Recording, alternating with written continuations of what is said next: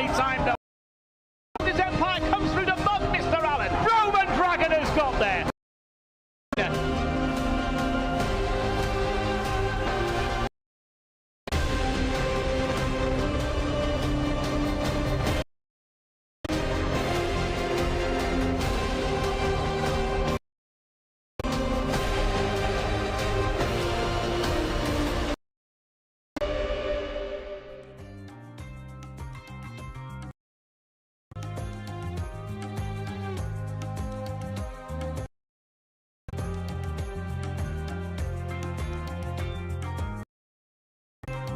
Hello everyone and welcome back after yesterday.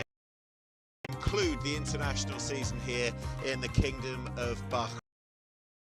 It was all about the final stages of the turf series for the distance horses, and today I feel, and many will as well, goes up a gear. We're looking forward to bringing you 8 races, of which is race 6 on the card. His Majesty the King's Cup, a Group 3 with a prize pot of 400,000 US as we crown the best middle distance horse around. Sovereign Spirit, who won it last year, is back for more.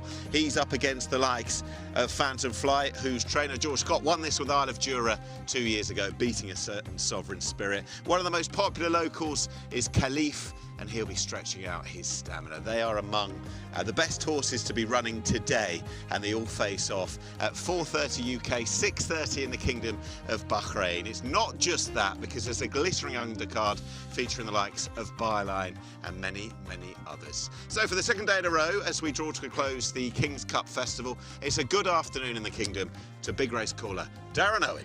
Thanks, Nick. Yes, a warm welcome to you all on this big day's racing here, as the international season, as Nick was saying, is coming to its conclusion. The King's Cup for the Thoroughbreds Group 3 race tops the bill. We've got the King's Cup races for the other divisions as well, with the locally bred Thoroughbreds in action, as well as the Arabian breds, and the METHAQ Mile. The big listed mile race is on today's card. A mouth-watering card. Just to confirm, we're on the outer track today. We're on the inner track yesterday, outer track today, and the ground is officially good to firm. So we're going to have a look now at today's running order. So let's take a look. So the first race of the day is the first of our King's Cup races. This is the race for the Arabian breds, going 1,600 metres, and this race features last year's winner, Tuwaisan 1844, up against last year's runner-up Obeyan 1777. Throw into the mix the likes of Kahalan Al Adia 1894. We've got the top Arabian bred race coming up, then the King's Cup for that division. That's the first race. Second race of the day is the Year of Isa Al Kabir Cup, sponsored by GFH. It is over. It's a domestic race too, over 1,400 metres, and a hot favourite on the international markets for that race is Phoenix, who's 5 from 6. 5 wins from 6 starts. Only defeat was in the Crown Prince's Cup. Third race is the Bapco Energies Cup. It's over 2,000 metres, 0 to 90 rated race here for the imported Thoroughbreds. Phoenix Passion will be a hot favourite on the international markets for that particular contest. Fourth race, the Chairman's Cup. And Chandigarh has been at the top of the sprinting division this season, and Chandigarh will be hot favourite there. But up against Chandigarh, you've got the likes of Dream Out Loud, who has won a couple of times over 1,000 metres this winter season.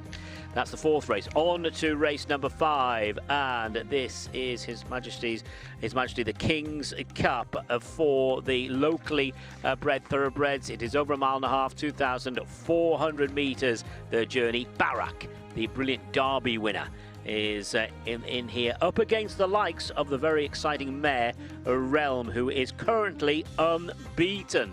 Looking forward to that. That's race 5. Race 6, the big one, the Group 3 King's Cup. It's over the 2,400 metres. The reigning champ, Sovereign Spirit, takes his place in this field, up against the likes of a couple of victorious forever big players in Caliph and Phantom Flight. Seventh race is the listed Al METHAQ Mile. And here we've got High Royal. High Royal who topped the division for the middle distance horses in the Turf Series. High Royal twice placed in European Classics as a 3-year-old. They're a leading light up against one of the old favourites here in the Kingdom, Byline, who won this race in 2023. I reckon I lost count, but I think it's something like his 5th appearance in this particular race today. And we conclude with the AVENUES-BAHRAIN Cup for the locally bred thoroughbreds, and they're going to go 1,600 metres in race 8. That's today's card.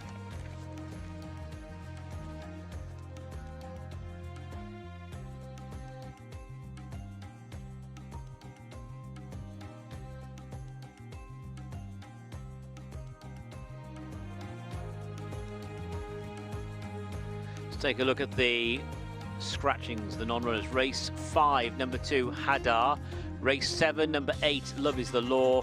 And in the concluding race, race 8, numbers 3, Manshud and 5, South China Sea, are now absentees.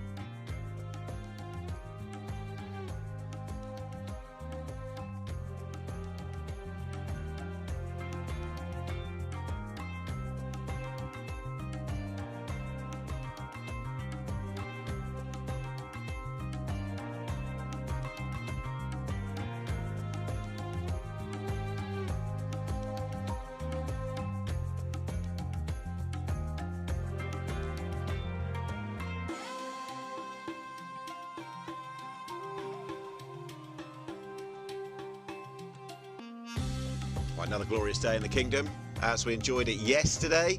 Late afternoon, early evening, dusk kind of setting, and it's really going to hot up a little bit later on when we get to 6:30 in the Kingdom of Bahrain, 4:30 in the UK.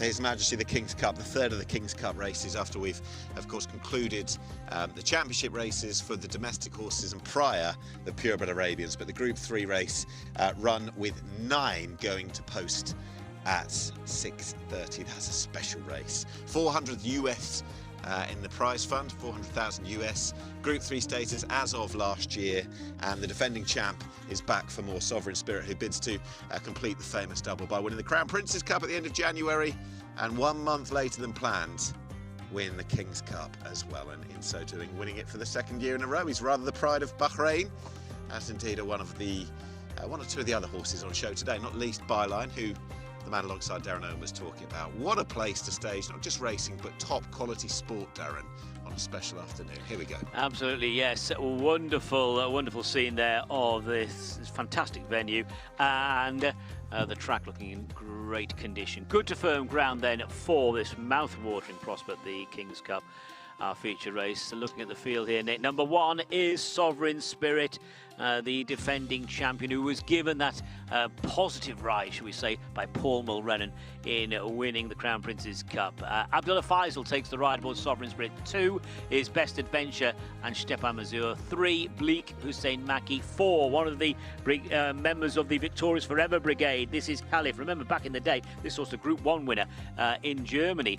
Stefan Lajaj had a really good meeting yesterday, is aboard. And Cracks King, number 5, Cracks King, 2nd in the International Handicap in Riyadh last year, and 2nd in the Crown Prince's Cup to Sovereign Spirit back in January. Cracks King and Ibrahim Nada. 6 is Panning for Gold, partnered by Neil Callan. 7 is Phantom Flight. Ran in this race last year, finished 4th 12 months ago, and last year's Crown Prince's Cup, Phantom Flight 4, Victorious Forever, Benoit de la Sayette in the saddle. 8 is Refreshment, Lee Newman, and 9, a winner from Glorious Goodwood last year that won the Chesterfield Cup, West Ridge, Alberto Sanna, is in the saddle.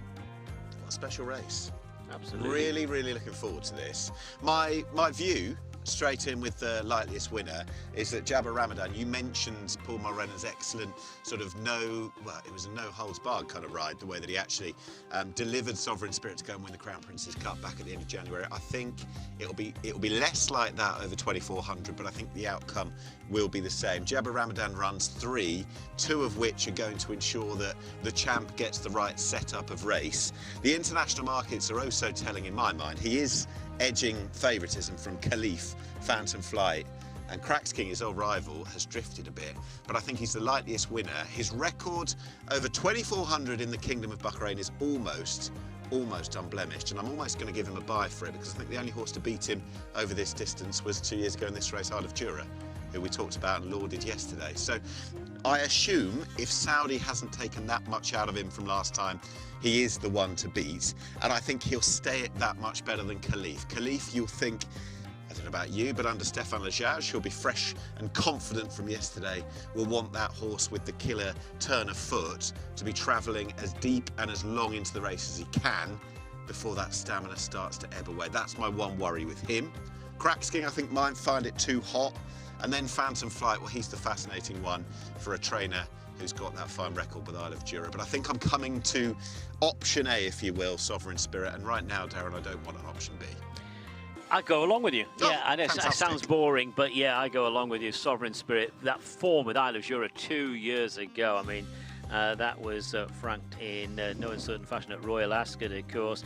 I don't want to be disrespectful to Cracks King, but he was flattered, I feel, in the Crown Prince Cup, purely and simply because of the way Sovereign Spirit was ridden in that race. Precisely, and I think I'd be more warm towards the horse. And don't get me wrong, he's a very good horse. Daniel and Claire Kubler, a good day yesterday. They've got the magnificent byline to look forward to today. I'd be warmer if he hadn't gone and got beaten over 2,200 metres last time. Maybe he just got going, chasing a target that was weakening a bit in the form of Sovereign Spirit. But on the day, perhaps Sovereign Spirit slightly better off than just the short margin of victory. Some fine silverware they're playing for, really, isn't it? Absolutely, yes, absolutely. Very, very impressive, very impressive silverware there for the King's Cup, our principal race, a Group 3 contest. We are treated to some special races today, though. We were remarking as we walked in today, Barak, who was an outstanding winner last time, up against Realm, who's defeated Phoenix. Phoenix, earlier in the day, will look to confirm that horse's upwardly mobile profile, and if the international markets are anything to go by, is an absolute formality. And the METHAQ Mile, which has had listed status now for a good while, that features the Turf Series runaway winner High Royal, who's still in town, up against the darling of the locals. He must have his own fan club, Byline. So we really have angles to look at every which way. And that's the interesting question when it comes to High Royal. What is his trip nowadays? You know, we saw a horse here who was twice placed in classics as a 3-year-old, but does he want a little bit further than a mile ideally? I wonder whether life now suggests 1,800 and a little bit more, perhaps. That's why he's done it in the Turf Series.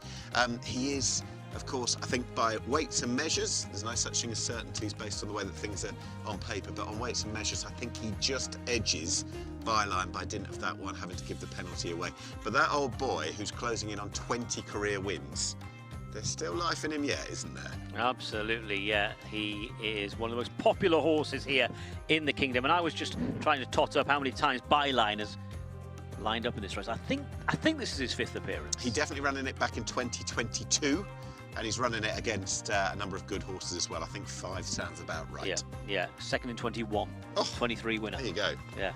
The world was a bit different then. It was. Right, that is all to come. Let's have a look at our first race, our first King's Cup race, indeed. This is for the Arabian breds over the mile, 1,600 metres. 1 is Krushan M1080 Hassan Al Safa. 2 Kahelen Al Adiat 1894 Abdul Rahim Jassim. 3 Musanan 1927 and Ali Isa. 4 Musanan M908 Hussein Askar. 5 Obeyan 1777 and Hussein Maki. 6 is Obeyan 1847 Ibrahim Nada. 7 is Obeyan 1893 Alberto Sana. 8 is Tuwaisan 1844 last year's winner Abdullah Faisal, and 9 is Krushan M 1173 Kasim Jamil.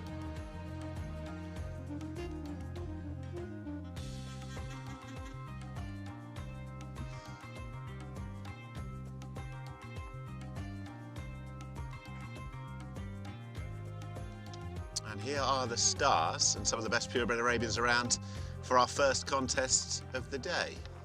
It's a card fit for a king, and we've got 3 kings, as you said. purebred Arabians, domestic and imported.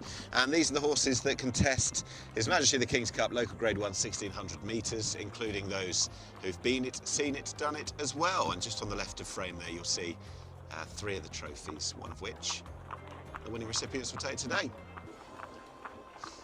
So we'll introduce all of these horses one by one before their jockeys get aboard and they head out onto the track for the first time today. And as Darren said, it's the same race course, but a slightly different track from where we were yesterday. This is number 1.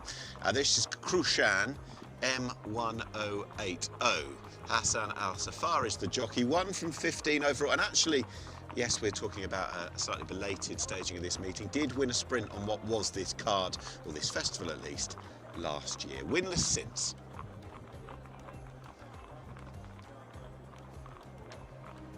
Number 2 is Kuhailan Al Adiat, 4 victorious forever. Has been running really well this season. Chased home to Waysan 1844 last time and chased home the same horse in the Crown Prince's Cup, which was run over 1400 metres in January. A winner in December, that is Kuhailan Al Adiat 1894.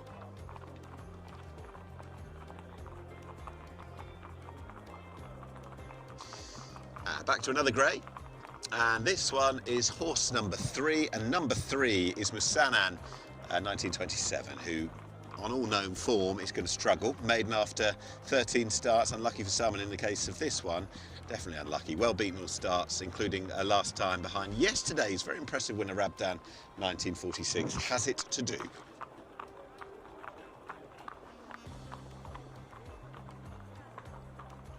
Number 4 is Musanan M908. Another one who's strictly on the book on most recent outings. Has it to do. Has finished behind Tuwaisan 1844. Last 2 efforts in the Crown Prince's Cup was 6 of the 9 runs, beaten over 10 lengths. And last time over this trip was beaten over 6 lengths by Tuwaisan 1844. That's number 4, Musanan M908.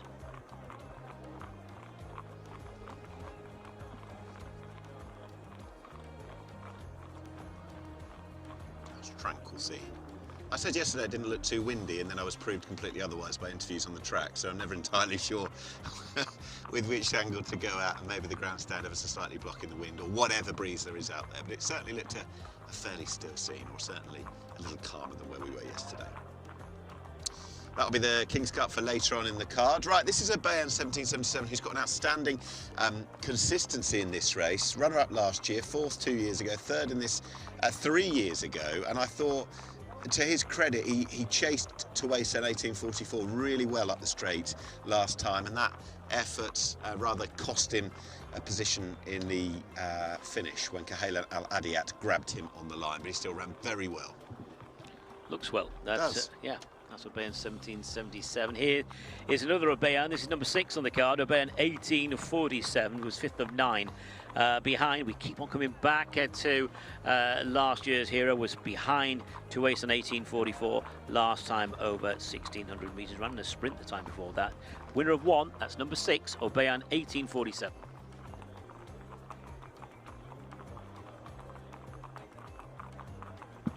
And dropping back to horse 7 as we continue the Bayan theme. This is 1893, who's got the distinction of beating Tuwaisan 1844 this campaign a few starts back. Maybe the champ had a bit of an off day, but Tuwaisan has since righted the wrong by taking this one's measure on a couple of occasions. They meet off levels here.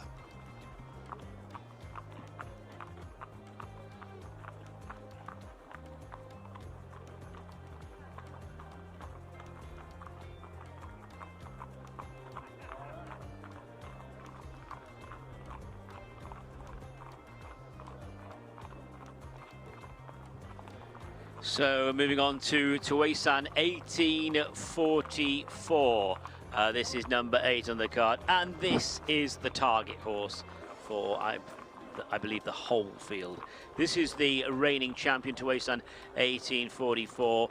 Comes into this year's renewal in good form. Took the Crown Prince's Cup here over 1400 in January, and over this trip beat Kuhailan Al Adiat 1894 again. That was in February. So this is, I suppose, strictly on the book, the one they've got the beat. Number 8, Tuwaisan 1844, the reigning champ. He is the king. and they've all got to beat him. He keeps getting better and better as well. It doesn't look that way these days. Right, let's round off the field by looking at number 9, Krushan M1173, who is a maiden after 7 starts. His defeat to Rabdan 1943 in February. Best of the rest of that day, got a boost yesterday. But again, not good enough to win this, particularly when you look at the exalted standards of the previous runner, horse 8, who I think it's fair to say is comfortably the one to beat.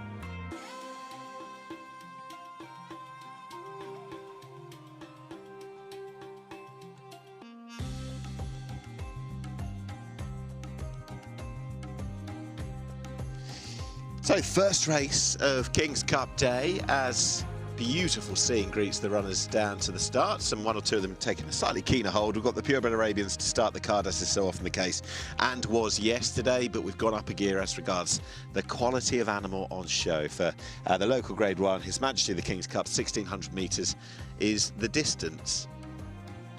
There's Krushan, M1080, who's 1 from 15, as mentioned, a victor on this card, or as part of this festival at least anyway, over sprint distance last year, but winless prior to that and winless since as well, well held throughout this season. It would look to be at the mercy of horse number 8, Tuwaisan 1844. I am sure the vast majority of his rivals are rather sick of the sight of what is becoming the real champ. He gets better and better and has beaten just about, I think, all of these. Was the winner of this race last year and he's taking the same route in now, albeit, and there is always going to be an asterisk, of a slightly longer run-up due to the delayed meeting that this is. So hopefully that hasn't hindered him at all. Should come into it good and fresh. He doesn't have to give weight to his rivals this time, and it would look on form as though he'd have to underperform and then some in order to win it. Right, horse 4, or not to win it, Masana M908 goes down, the old boy at the age of 9. Has been beaten by just about all of these actually this season. Finished 5th in this corresponding race, or in the corresponding race last year. Having a very sporting season would be my assessment, but winning doesn't look all that likely. And there is the champ. Absolute picture. A rather vision in the Bahrain sun. Others that are worth mentioning, I do want to, through consistency, longevity, give a good word to one of the Obeans in particular, which is 1777, horse number 5. There he is, Obean, who was 3rd to Tawaisan 1844 last time. But to his credit, as mentioned, he went after the champ at the top of the home straight, and 400 metres to home probably felt like a long, long way when you're going out in search of Tawaisan 1844. It cost him 2nd place in the end. He would never have been better than 2nd, and in the end had to settle for 3rd. But Darren Owen, the man to my right, will have called this horse many a time. He was 3rd in this 3 years ago, 4th in this 2 years ago, and finished runner-up, and might just be booked for that again to Tawaisan 1844 last year. Cahalan Al Adiyat 1894 is worthy of plenty of respect. Excellent horse. Tawaisan 1844 has been giving him a good beating the last twice, and Tawaisan 1844 has been giving him weight in a beating as well. So the terms aren't favourable necessarily for horse 2, but he's won nearly 50% of all of his starts. There's a good old theme though. Tawaisan tends to beat them all. So, with our first race on King's Cup Day, one of the 3 King's Cups, this reserved for the purebred Arabians, we won't be too far away from a jump. What are we? 2 minutes away from post time on one of the most important days of the calendar. Looking forward to it.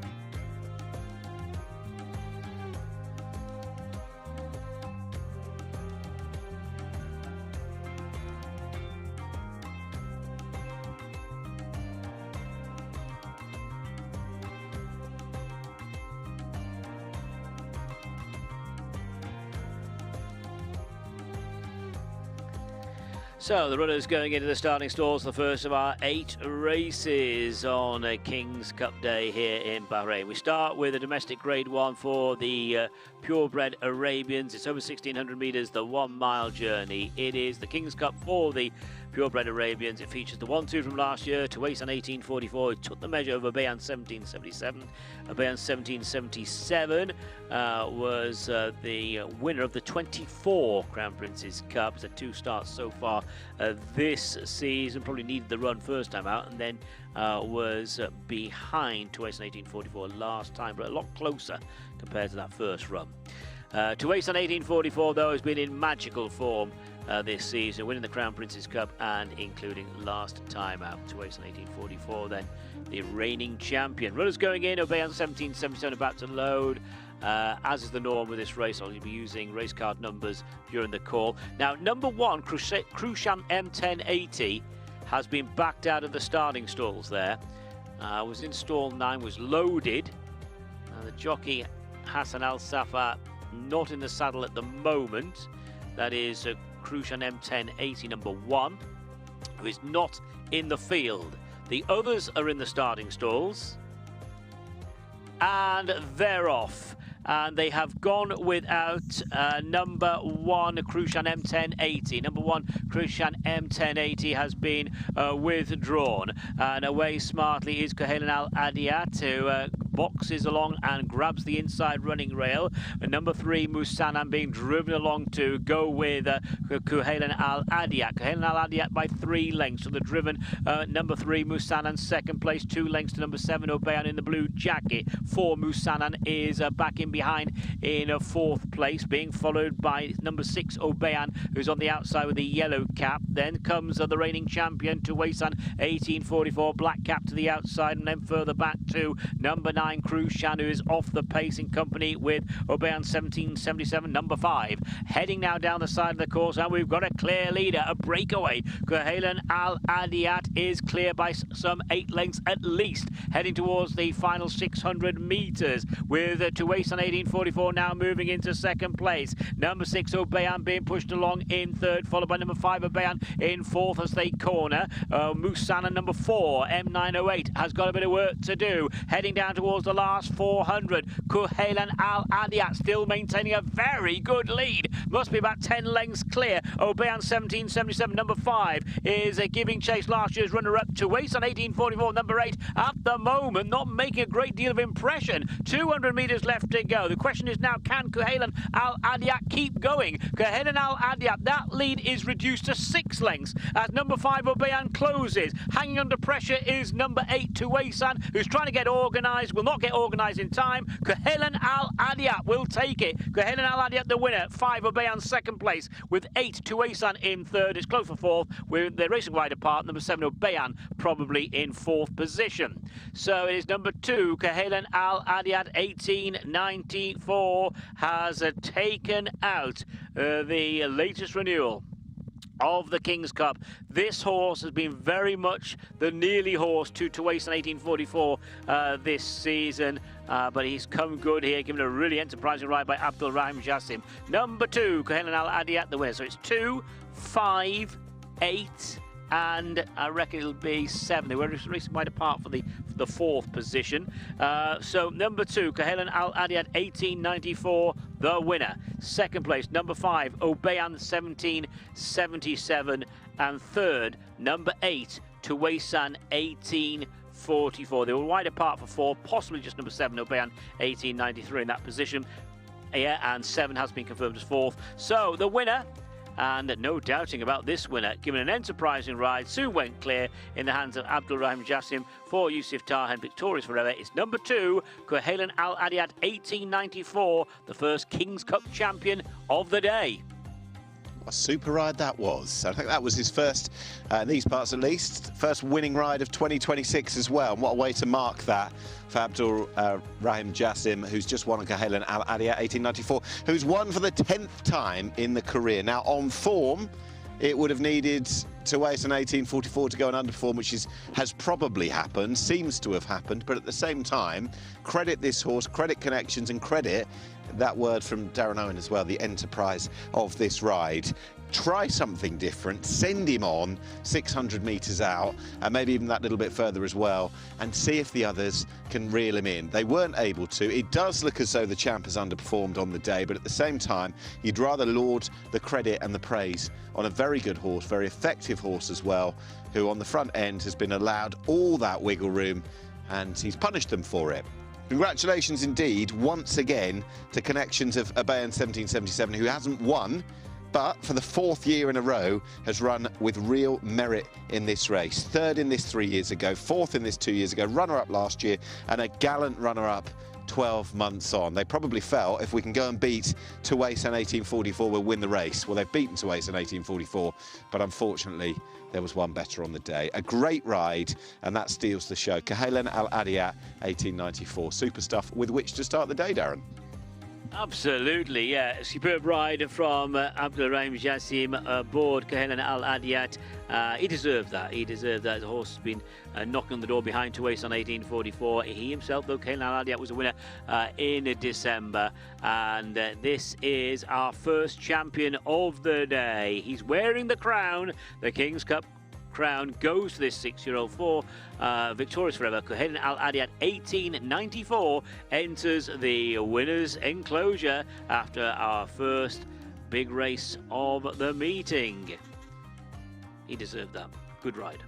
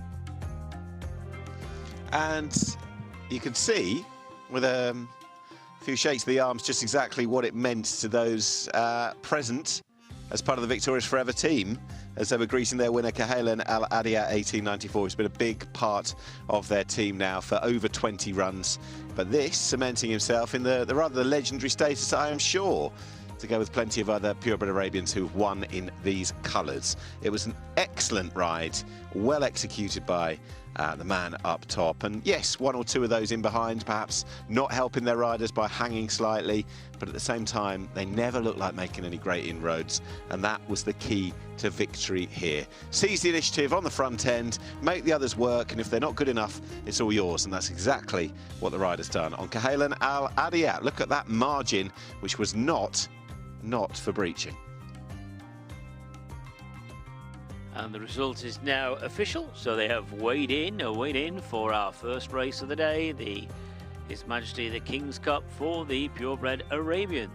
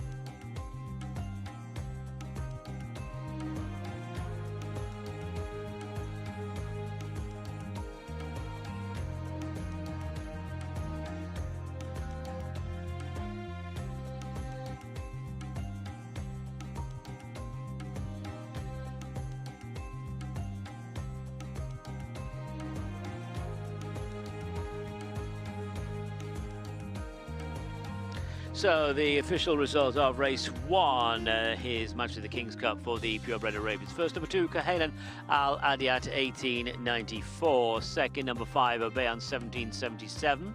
Third, number 8, Tuasan, 1844. Fourth, number 7, Obeyan, 1893. And fifth, number 9, Krushan M, 1173. The distances: 3 1/4 lengths and 1 1/2 lengths, 3 1/4 lengths and 1 1/2 lengths. Official time of the winning horse there, 1 minute 50.20, 1 minute 50.20. And just to confirm, number 1, Krushan M 1080, was withdrawn by the starter. Weighed in for race 1.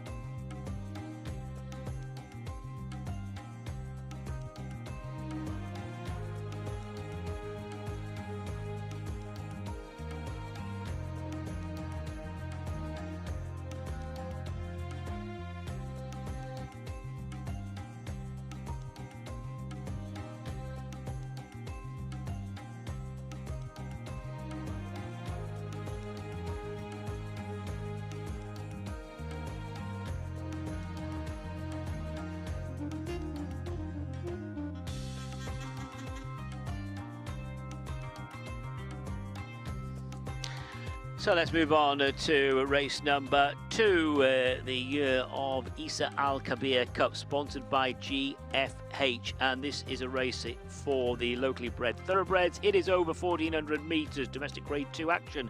Number 1, California, Stefan Lejage. 2, Phoenix, Lee Newman. 3, Black Pearl, Alejandro Brun. 4, Black Shadow, Edson Rodriguez. And 5 is Ezal Bahrain, Ibrahim Nada, with the lineup being completed by the mare. Number 6, Social Distancing, and Hussein Asghar is aboard.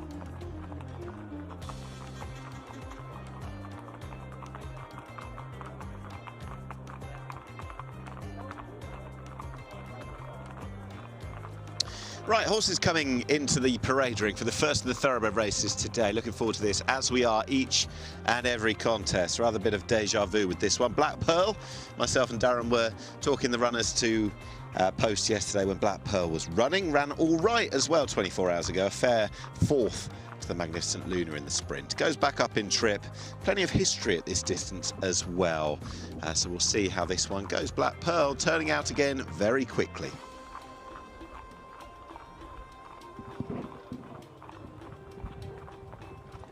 Number 4 is a Black Shadow, like Black Pearl, trained by Paul Smith. He's also responsible for the big player in this race, Phoenix. But this is Black Shadow, number 4, Chased California. That was a week ago over the slightly longer trip of 1600 metres, beaten 2 1/2 lengths by Black Shadow, by California on that occasion. So this is Black Shadow for the Paul Smith yard, winner of 4 races.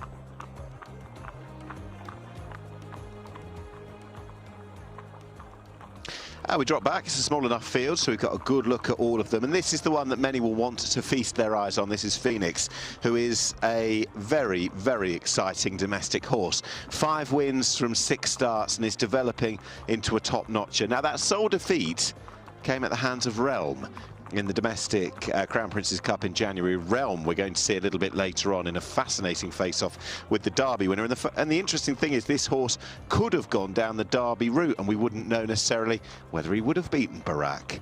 But he atoned for that defeat with, and then some, with a brilliant, brilliant success last time out. He's the pick of the weights. He's a class act. I think he's just getting better. So that was the favourite on the international markets, number 2, Phoenix. We're moving on to AVENUES-BAHRAIN at number 5, one of the outsiders on the international markets, but in pretty good form coming here, pretty consistent of late as well. Just turning the clock back to December, 2 second-placed efforts and 2 wins on the board for AVENUES-BAHRAIN. Beat Call of Duty last time over 1,400 metres. AVENUES-BAHRAIN, number 5, looking well. Yeah, there's a few horses running, I think, in our nightcap later, race 8, who were behind AVENUES-BAHRAIN last time. So connections and supporters of horses later in the card wouldn't mind a good run, I should say, from that one. So we shall see. Although they might just have it to do with Phoenix in town. I'll come to the international markets in a few moments' time. But as regards the competition on show today, there is plenty, but according to the markets, not much in this race. So we'll find our next couple of horses. That includes number 1 with Stéphane Lejage going down the chutes to mount up on California. Stéphane gave 2 really good rides in different styles to win yesterday. Tomahawk and also Dubai Bling winning the final Sprint Series race. California has got a fantastic record, 7 wins from 17 starts, and started this season flying, winning the first 2. 3rd in the domestic bred King's Cup on this card last year. He's a great horse, won last time, but it's that remote second to Phoenix 2 starts ago that would worry you. Look at that shot. We've got some very creative team, haven't we? Very arty, wasn't it? Very arty. Very arty. We like that. Number 6 is a social distancing. This is a mare, Hussein Asghar board for Yusuf Al Bouain. No wins for a long time for social distancing. That's the thing that really strikes you about this horse. No wins in the book since November 24. Incidentally, back in 2024, this horse was on a roll, winning several times on the bounce. Most recent effort was it was last week, finishing 4th behind California, Black Shadow and Dick Dastardly. That was in a domestic grade 3 over a mile. That is number 6, social distancing. It's quite a neat field, isn't it? I'm looking forward to it, but it does centre around, we've got lovely local horses. California is a standing dish, is a class act in his own right, a good horse, but if the international markets are telling half the story, ally that to the form and the ratings, then this is a one-horse book. And we're really quite excited to see what Phoenix can do. I know when I was there, yourself, you were calling on the day in the Crown Prince's Cup back in January. Underwhelmed a bit, I thought, on that occasion, but it was last time when that performance of real quality came to the fore that you thought he's no flash in the pan, and he's a very good horse. And as you were saying, Nick, this is a horse who could have taken Barak on. Yes, exactly. In the Derby. But is that not trip related? Possibly there would be an angle with that. I think you've just got such a young, developing, a horse full of potential that I'm just excited to see kind of what level we're looking at. And it's quite interesting to map out the quality of the domestic horses with this fella. I know that Barak, I remember the communication after the race from Neil Callan. He was very excited. He said they'd seen him as a Derby horse from quite some way out. So it might just be that Barak, who was dominant that day, would have beaten all comers. But they did go down. They did go down the 2,000-metre route, of course, with Phoenix. But does that worry you about but coming back now to this comfortable trip? Does that worry you going forward with that horse, do you think? Do you think he will just end up being pigeonholed at this sort of distance? Is that a worry, if you can win races at this Well, I don't know. It's quite nice to be able to stretch out when you think about some of the quality races going forward, and maybe being a King's Cup horse in a year's time and having another go at the Crown Princes next year. The horses that are going to, go down in local folklore, perhaps. We always want more in this game, don't we? I do. I think you learned that yesterday, didn't you? I think that's what we're guilty of that in the UK as well. Yeah. We have very good Guineas horses. 1,600 metres, class act, and the first question is, are they a Derby horse, or are they going to launch into 2,000 metres, 12 furlongs, whatever? But we've seen so many horses in that scenario, thinking about the British Classics, running really well in the Guineas, either winning or being placed in the Guineas, and they do go for the Derby.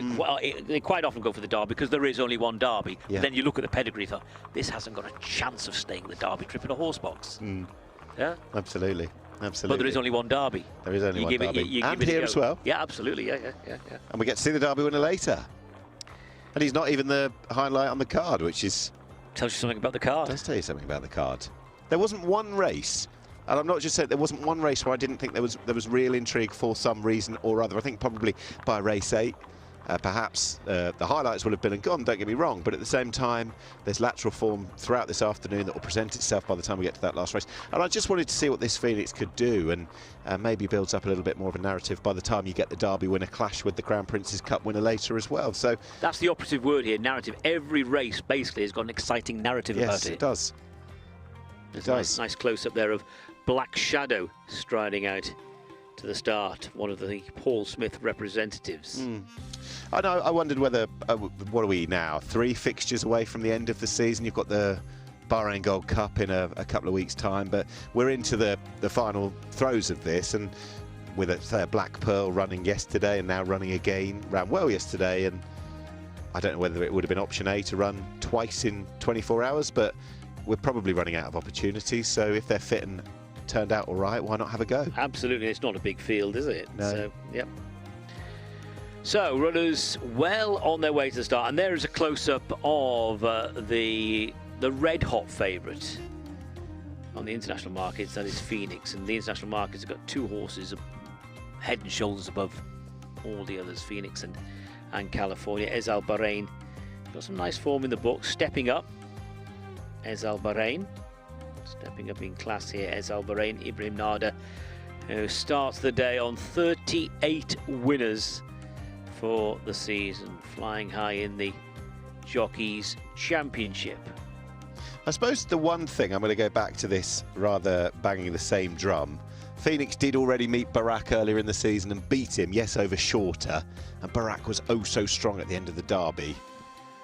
But it's trying to picture a matchup of something that never happened and might not happen again in the future. That's what I'm doing. So I guess what we've got here is Phoenix testing himself against good horses like California, who I would imagine is the biggest threat here. Started that season flying. Yes, he was a remote Phoenix, second Phoenix 2 starts ago, and has got work to do to reverse that. But he's a hard-knocking local horse, isn't he, California? And we saw our favourite, in inverted commas, get beaten in the first race. And if there are chinks in the armour for Phoenix, it's probably going to be California that exploits. Yeah, and you know, California's one of those horses, if he runs to form, he's the sort of horse a handicapper would rate the race around. Correct, yeah. All the form is there in the book to see for California. Correct, yeah. It's a very safe conveyance, hopefully. And on the international markets, he would be second in the book, then Black Shadow. But in truth, it's Phoenix long odds on, California, and the rest are playing for a bit of minor prize money, if the betting tells you anything. Darren, looking forward to this. Yeah, they're out on the course. Really nice and early, really punctual here. I wish some of the British courses would take a leaf out of Bahrain's book. We are, without being controversial here, famous for running our own times. Oh dear, some of these race courses, they're in their own time. There was one flat meeting last week, and I thought, what are you doing? You've got 22 runners to load, and you're still in the paddock. I think when you've got a 2:30 race and you see them, I'm not going to name any particular names, but certain quite big race courses that stage big events, and they're heading out of the paddock 2 minutes before the off, and as you say, you've got 20-odd runners in the race. It doesn't help, and then you get clashes and rolls on. And I know that we are, of course, well, it's its own place there, racing in Bahrain, and they're not competing necessarily with anything, but why not get running punctual? Absolutely. And the thing I don't understand is when you've got horses at the start, this is in the UK now, yep, and you're looking at your watch, there's a minute to post time, there's a big field to load, and they haven't started loading.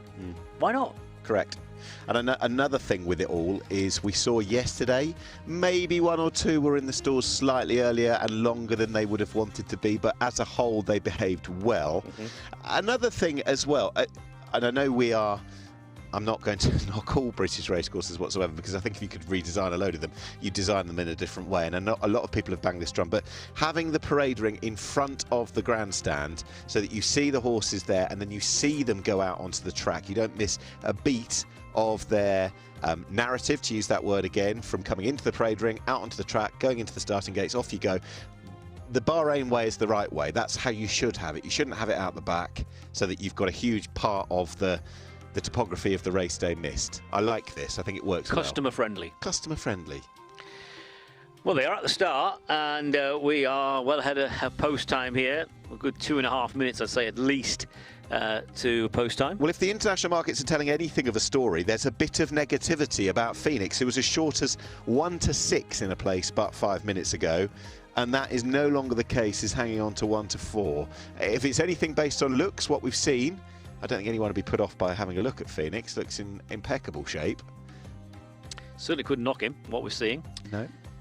California second in, then Black Shadow, Social Distancing, who is just being clipped in slightly, the mare, who was part of the Oak scene a couple of years ago. Black Pearl, who ran yesterday 40-1.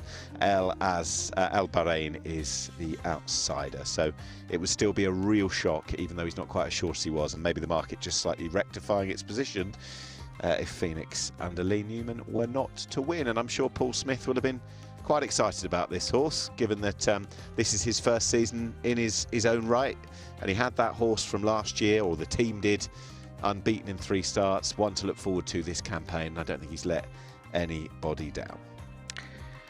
So they will be loading shortly for the second race of the day, the Year of Isa Al Kabir Cup, sponsored by GFH. Remember, this is a domestic Grade 2 over 1,400 metres. Just looking at the leaderboard for the various categories, the way things stand. The Owners Championship, well, Al Muhammadiyah Racing running away with the Owners Championship with 46 winners.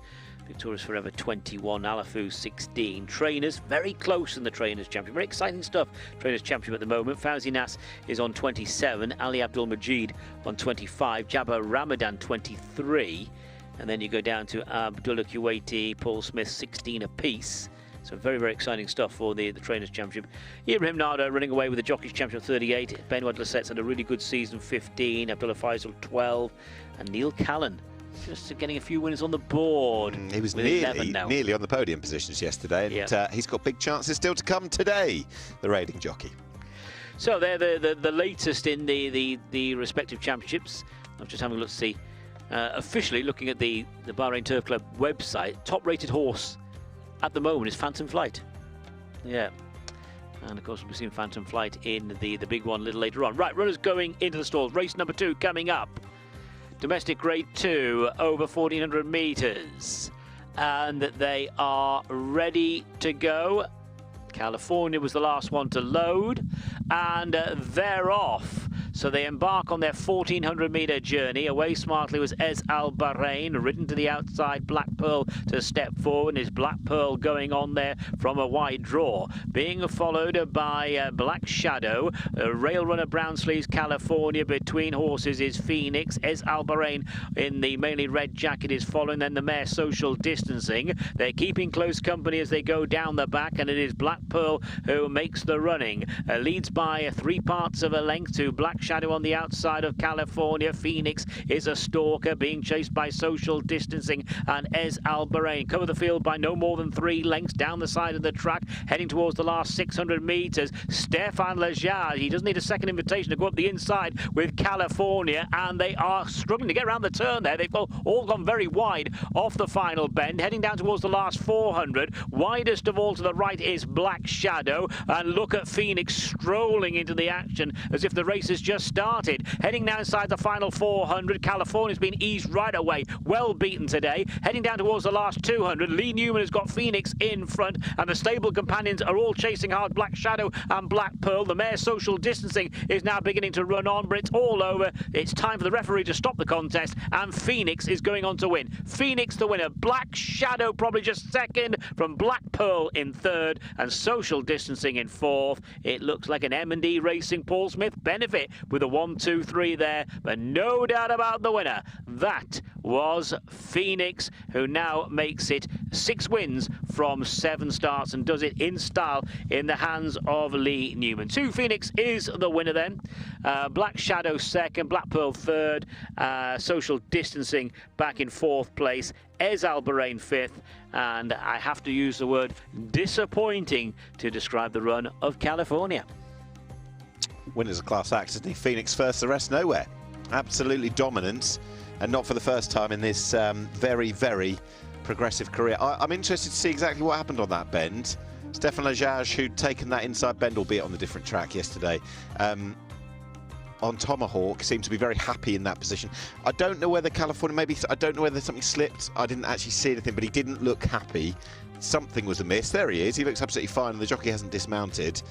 But as you say, a very disappointing effort at the end of the race, but hopefully one or two excuses can come to light. Even that, notwithstanding the disappointment or the underperforming nature of Californian's run, this guy's just different gear, isn't he?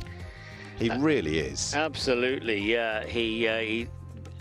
California got the inside berth turning into the straight, looked at it, then all of a sudden looked uncomfortable. Yeah. But within a matter of strides, this horse was in control. Given a real top ride by Lee Newman, and yeah. I'm going to take you back to my comments pre-race where you said, why would it worry you if this horse doesn't get further? And you're quite right. I think if your weapon, and he's by a really good miler in the form of Scardu, remember him won the Craven at Newmarket a few years ago. If you've got a horse that is this good over this distance, 1600 metres, he's so powerful to the line, I think they're going to be tempted by better prices down the line. But if you can map out a career or map out a campaign maybe next year where 1600 metre races are at his mercy, I'm not going to say it's like shelling peas, but he should be mopping up all of the local races, shouldn't he? There isn't too much out there to beat him. Absolutely, it's 1400, 1600 metres out of a mare by Kilaki, the top sprinter. So it's all pace, isn't it? It is pace. Speed. It is pace. So that was, yeah, it was a wonderful performance from Phoenix. He certainly rules the roost, or he's looking as though he rules the roost in this division over this sort of trip. It's got a good name, hasn't it? Phoenix. It doesn't sound like you would name a horse Phoenix without a little bit of a hint that there's something quite useful to happen. Yeah. I know we've been stung by that one or two times. Hopefully we're going to see the full replay, or certainly a replay from the bend in time to see what happened with California. But let's not take away from the achievements of this fella. And Lee Newman, he's cool, calm and collected as ever, isn't he? Absolutely. I think, folks, you can tell that the Nick's been looking at the Curragh card and trying to work out how good some of these 8 O'Brien horses are. Just purely by names. But yeah, this is good. This is a good horse. This is a very good horse. I think it was ever since I heard that they had the name Camelot on ice for about, was it about 5 years maybe? I think they'd got the name reserved and it needed to be a good one. And perhaps in the form of Phoenix in Bahrain, we've had something similar.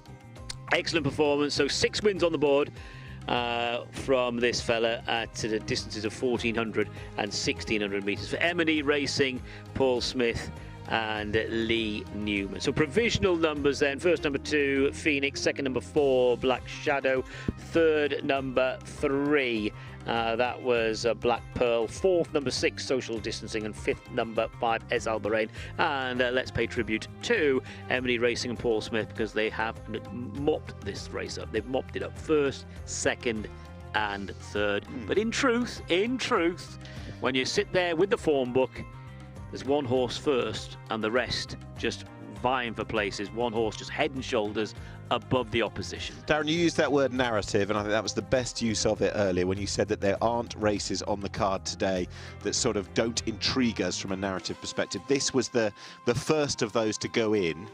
As regards the thoroughbred races, we take a little bit of a shot at the bend, where you can see California under Stefan Lejage went about 5 wide, didn't he? Was something was wrong there on these? He was looking down, wasn't he? Wasn't Stefan just looking down there?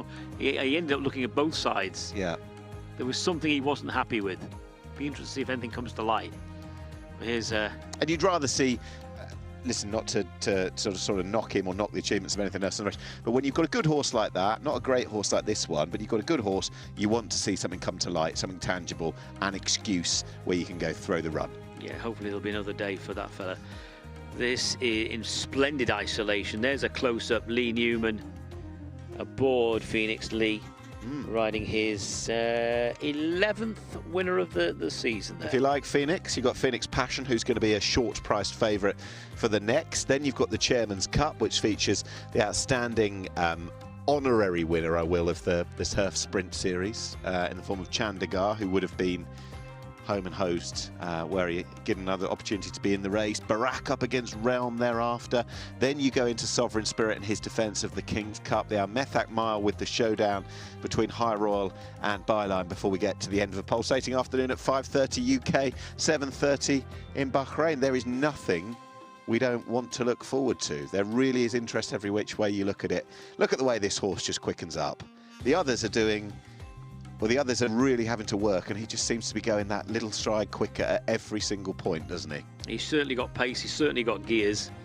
Just edges are just lugs towards the running rail a little bit. Maybe it's just that feeling of isolation. Yeah. So far clear of the rest that he needed something to preoccupy himself, and the running rail just helping him home, perhaps. But Lee Newman, he's been a big part of the Smith Yard for many years, hasn't he? He has, yes. He is a standing dish here on the circuit in the Kingdom, Lee, and it must be really valuable for a stable to have a jockey of his quality. He'll enjoy watching this back tonight when he warms down. They have weighed in. That result is official. They have weighed in at the end of race 2, the year of Isa Al Kabir Cup, sponsored by GFH, which was a domestic Grade 2 victory for Phoenix.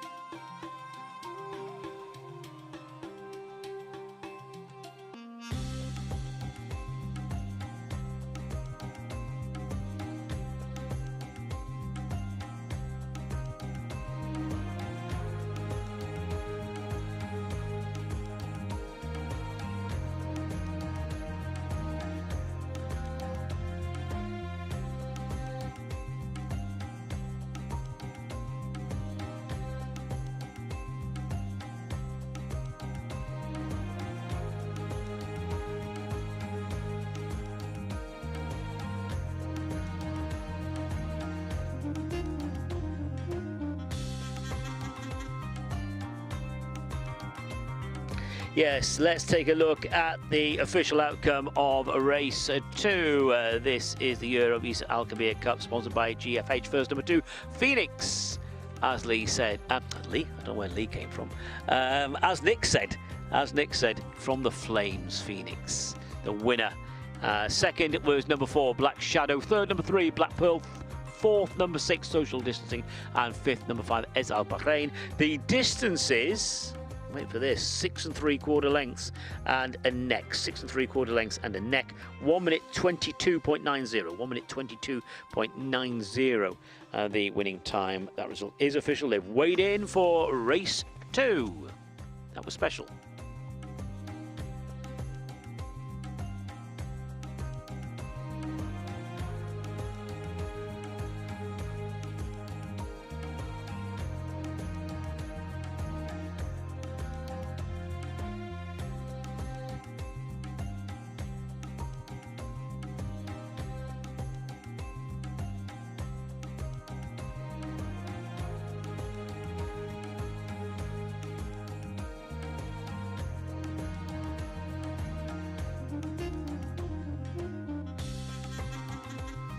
Classy performance from Phoenix.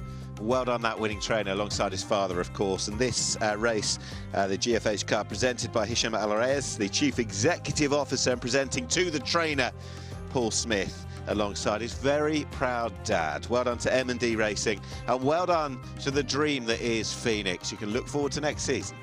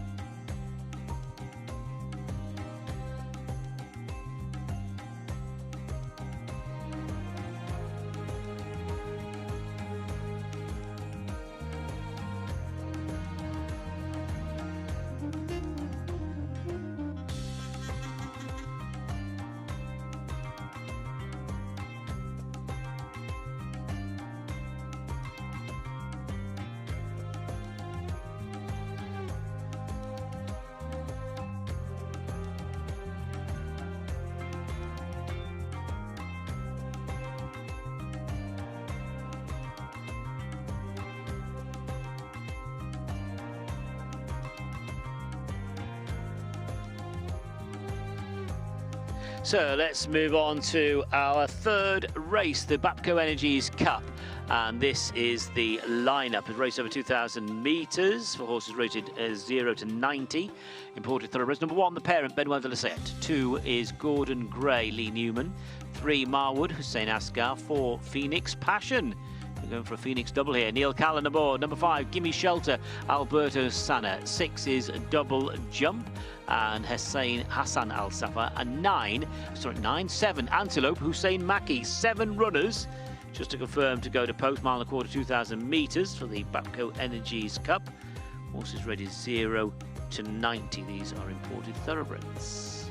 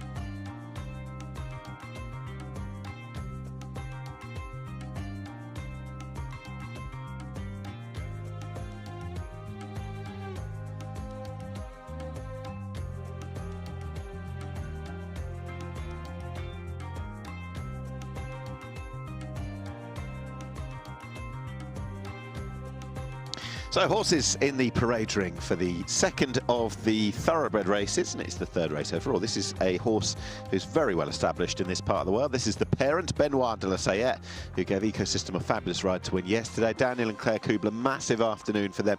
And the parent, a fine horse, grabbed Merlin's Beard late on to win last time. The assessor putting him back up again above a mark of 90, which is not his peak rating, but not that far off. Good horse.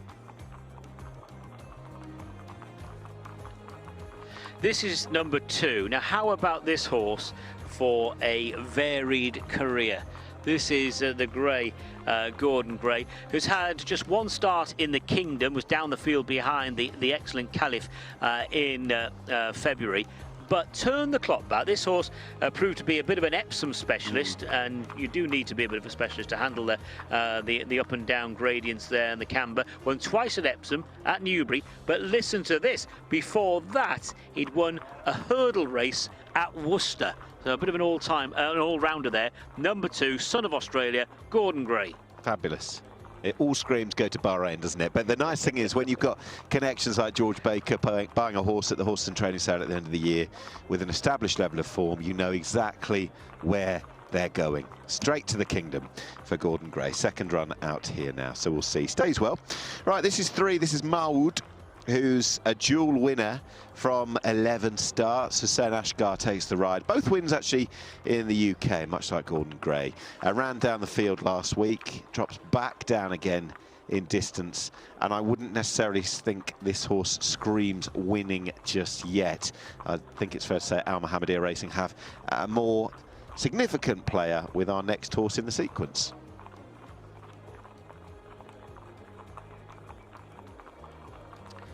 Yeah, so the 3-horse Marwood looks really well. This is Phoenix Passion, just getting a little bit warm there under the saddle, but on the international markets, this is the horse that is the red-hot favourite, or certainly was earlier on today.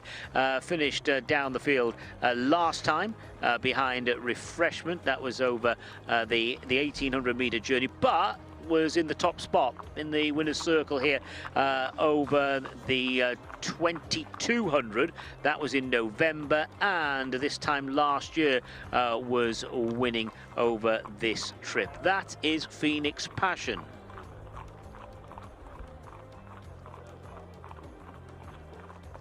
He's a very hot favourite on the international markets, Phoenix Passion. Gimme Shelter is horse 5, who was 5th to the aforementioned, the parent, the top horse last time. Hasn't won in over a year though, Gimme Shelter. So an infrequent winner who's found life tough enough in decent handicap company. It's a big day for the connections with Sovereign Spirit et al. Running that little bit later, Gimme Shelter for Jabba Ramadan. This is the 6th horse for Osama Hashim. Double Jump would be one of the outsiders today. Was 7th down the field behind Brooklyn 9-9. That was last week. It's had 4 starts so far this season in the Kingdom. Last season took out a race in March. I say last season, last Bahrain season, took out a race in March over the 2200, beating the likes of Purgatory and King of the Throne. That is Double Jump, one of the big, on the international markets, big priced horse beyond the outsiders today. And Antelope. I always just expect, you know, when you get the reveal for a name like that, he's going to look like another 4-legged type creature. But anyway, look, Antelope is into a better calibre of race. And it's only a couple of starts that's coming across from the UK. Now, there is a terribly, terribly tenuous link I'm about to give you, Darren. And I know that you're going to, well, I don't know that you're going to appreciate it. I'm going to give you this nonetheless. This horse won back-to-back races last May in the UK. And the hat-trick bid ended in the UK by a horse called Best Adventure, who runs in the King's Cup later today. Tenuous, though it slightly binds the pair. Beaten 2 lengths by that horse at Sandown. And now look at them. Antelope, again, classed as one of the outsiders. It proves one point that Nick's certainly done his work. My word. I think that was maybe her expression when she heard that desperate fact. Yeah, tell me again. I think he needs to get out more. I do, I really do. But it's our 2nd race in a row where a Phoenix is expected to oblige. It was Phoenix in our previous race, it's Phoenix Passion in this particular race. And Neil Callan, who illustrated yesterday that it, of course, was not as easy perhaps to get across to the Kingdom for himself. He wanted to make it well worth his while, and I think that's probably been the case with the 3 winners yesterday. Had finishing positions in the money as well, and he'll be hopeful of getting success once again today. George Baker's there. Lee Newman, who won our previous race, is in situ as well. Benoit, who gave Ecosystem such a good ride yesterday and sits 2nd best of the peloton behind Ibrahim Nada in the Jockeys Championship. Looks a picture of calm, focused. There is horse 4. That is Phoenix Passion, our market leader, who, as you said, has got a little bit warm.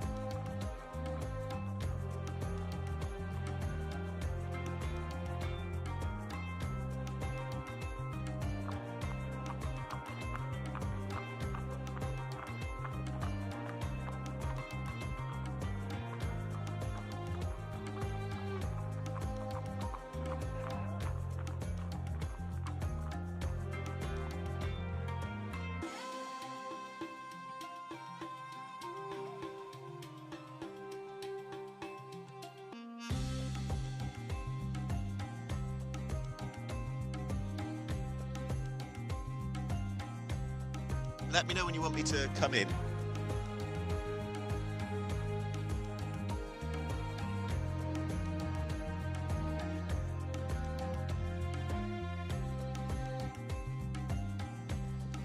So horses are circling ahead of our third race on the card. Neil Callan with 3 on the board yesterday will be very, very confident of having a winner here with Phoenix Passion, I'm sure, who's been in good races, tough events as well, up against some strong imported horses, and that is a hard level. And that's since winning a 0-85 first up this season. Was third in the opening Turf Series race, third to High Royal in early January. It's very good level. It's a strong body of work. He was actually 4th in the Turf Series middle distance until yesterday. I think he finished 5th overall in the middle distance Turf Series, that without running in the final race. These are the kind of races that you can go and win with Phoenix Passion, who might just be a level above these. Wonder if that's a consensus on the ground as well. We'll find out shortly whether Phoenix Passion's the one. And taking a nice keen hold on the way down. I really wanted to get on with things. There's another in the same ownership. Rather keen, and that's Marwood, who's had 2 wins from 11 starts, both of which went back in the UK and ran down the field last week, dropping back down in trip again. I'm not sure we're quite in a winning position with this horse just yet. Now, international markets, where are they? How much does it centre around Phoenix Passion? Well, the answer is a lot. A clear favourite from the parent. Gordon Gray has been clipped in and is the one that is supported against the favourite to a degree. Is third in the market for Gimme Shelter, Marwood and Antelope. Gordon Gray, really interesting that Darren mapped out the unorthodox way this horse has charted his way to the Kingdom of Bahrain. He was an Epsom Derby specialist, Amateurs Derby, maybe one of those kind of races. Prior to that, winning over hurdles as well, Gordon Gray, who didn't cut much ice behind Khalif, His Majesty the King's Cup bound Khalif last time, first run out in October. So he's had a break, but he stays well. And the Baker team picked him up for the not small sum of 55,000 guineas in October. So they'll be looking forward to what's to come with him. I'm sure they bought him with a long-term idea of Bahrain as well. Second in the markets, good old the Parents, who grabbed Merlin's Beer late on to win last time. The assessor was impressed enough with that. It was a first win in over a year for the Parents. 2 years ago, he was running in the METHAQ mile at this meeting and goes back up in trip. Has never won as far as this. Maybe against this kind of company is the way that can change. We'll see. But the market completely centres around Phoenix Passion, a horse who finished 5th in the middle distance Turf Series, to go and win today, a day after the Turf Series concluded. There's the Parent, jockey all smiles. And a reminder of the market internationally is Phoenix Passion, clear favourite from the Parent, Gordon Gray, Gimme Shelter under Alberta Sana, Marwood and Antelope. And if there is one that maybe can threaten the order towards the top of the market, Gimme Shelter himself, who hasn't won in over a year. An infrequent enough winner, but has found life, I thought, tough in good handicaps, and hopefully can run well at the start of what is a massive day for Jabba Ramadan. He'll have had this date etched in the diary from some way out. We're only a minute and a half or so from post time, so the loading process should begin nice and promptly for our third race of the day, and that is the Bapco Energies Cup, 2,000 metres, the iconic course and distance, the Bahrain International Trophy, which we'll see again come November. It won't be long. So that's it from me. Darren will be calling them very shortly.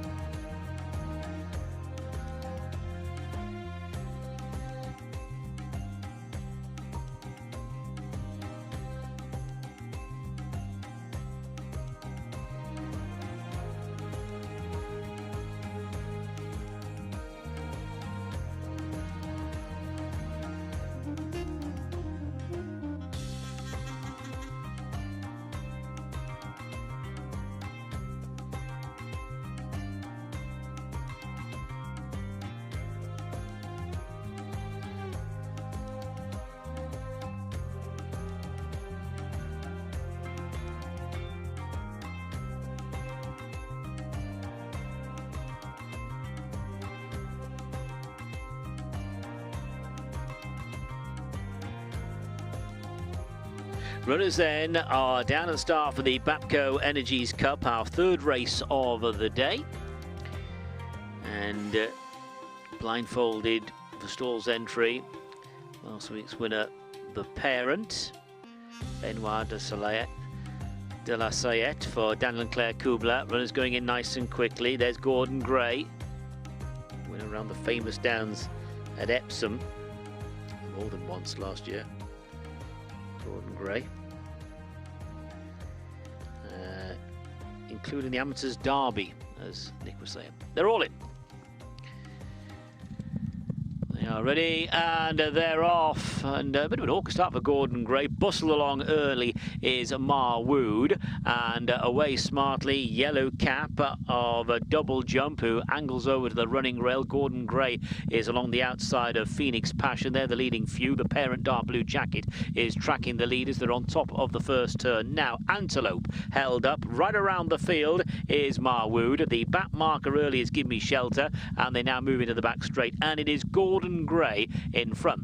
Leads by a length and a half here to Marwood on the outside of double jump, and then between horses Phoenix Passion and Neil Callan. They're being chased by the parent Give Me Shelter, and Antelope is bringing up the rear. Would be about 5 or 6 lengths off the pace as Gordon Gray in the hands of Lee Newman makes the running. Going on down the back, passing the 1200 metre marker, and 3 Al Mohammedia Racing owned horses there vying for places at the moment, with Marwood to the wide outside red cap, the white cap between horses Phoenix Passion, Yellow Cap Rail Runner double jump, the parent and Give Me Shelter are just in behind, and Antelope spies the lot.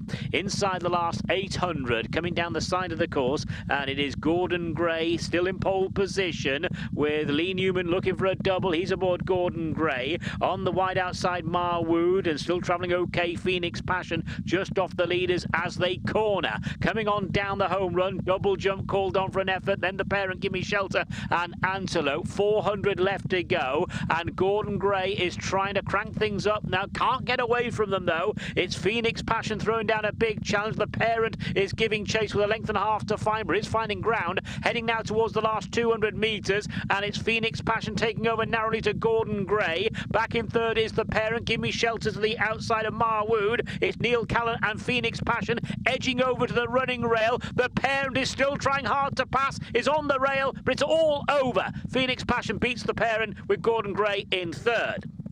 So it is Phoenix Passion, the winner, number 1. It's another Phoenix. We had Phoenix winning our previous race. Phoenix Passion on this occasion. Neil Callan in great form yesterday with 3 winners. Al Mohammedia Racing, Fauzi Nas and Phoenix Passion. 4. Phoenix Passion wins. 1.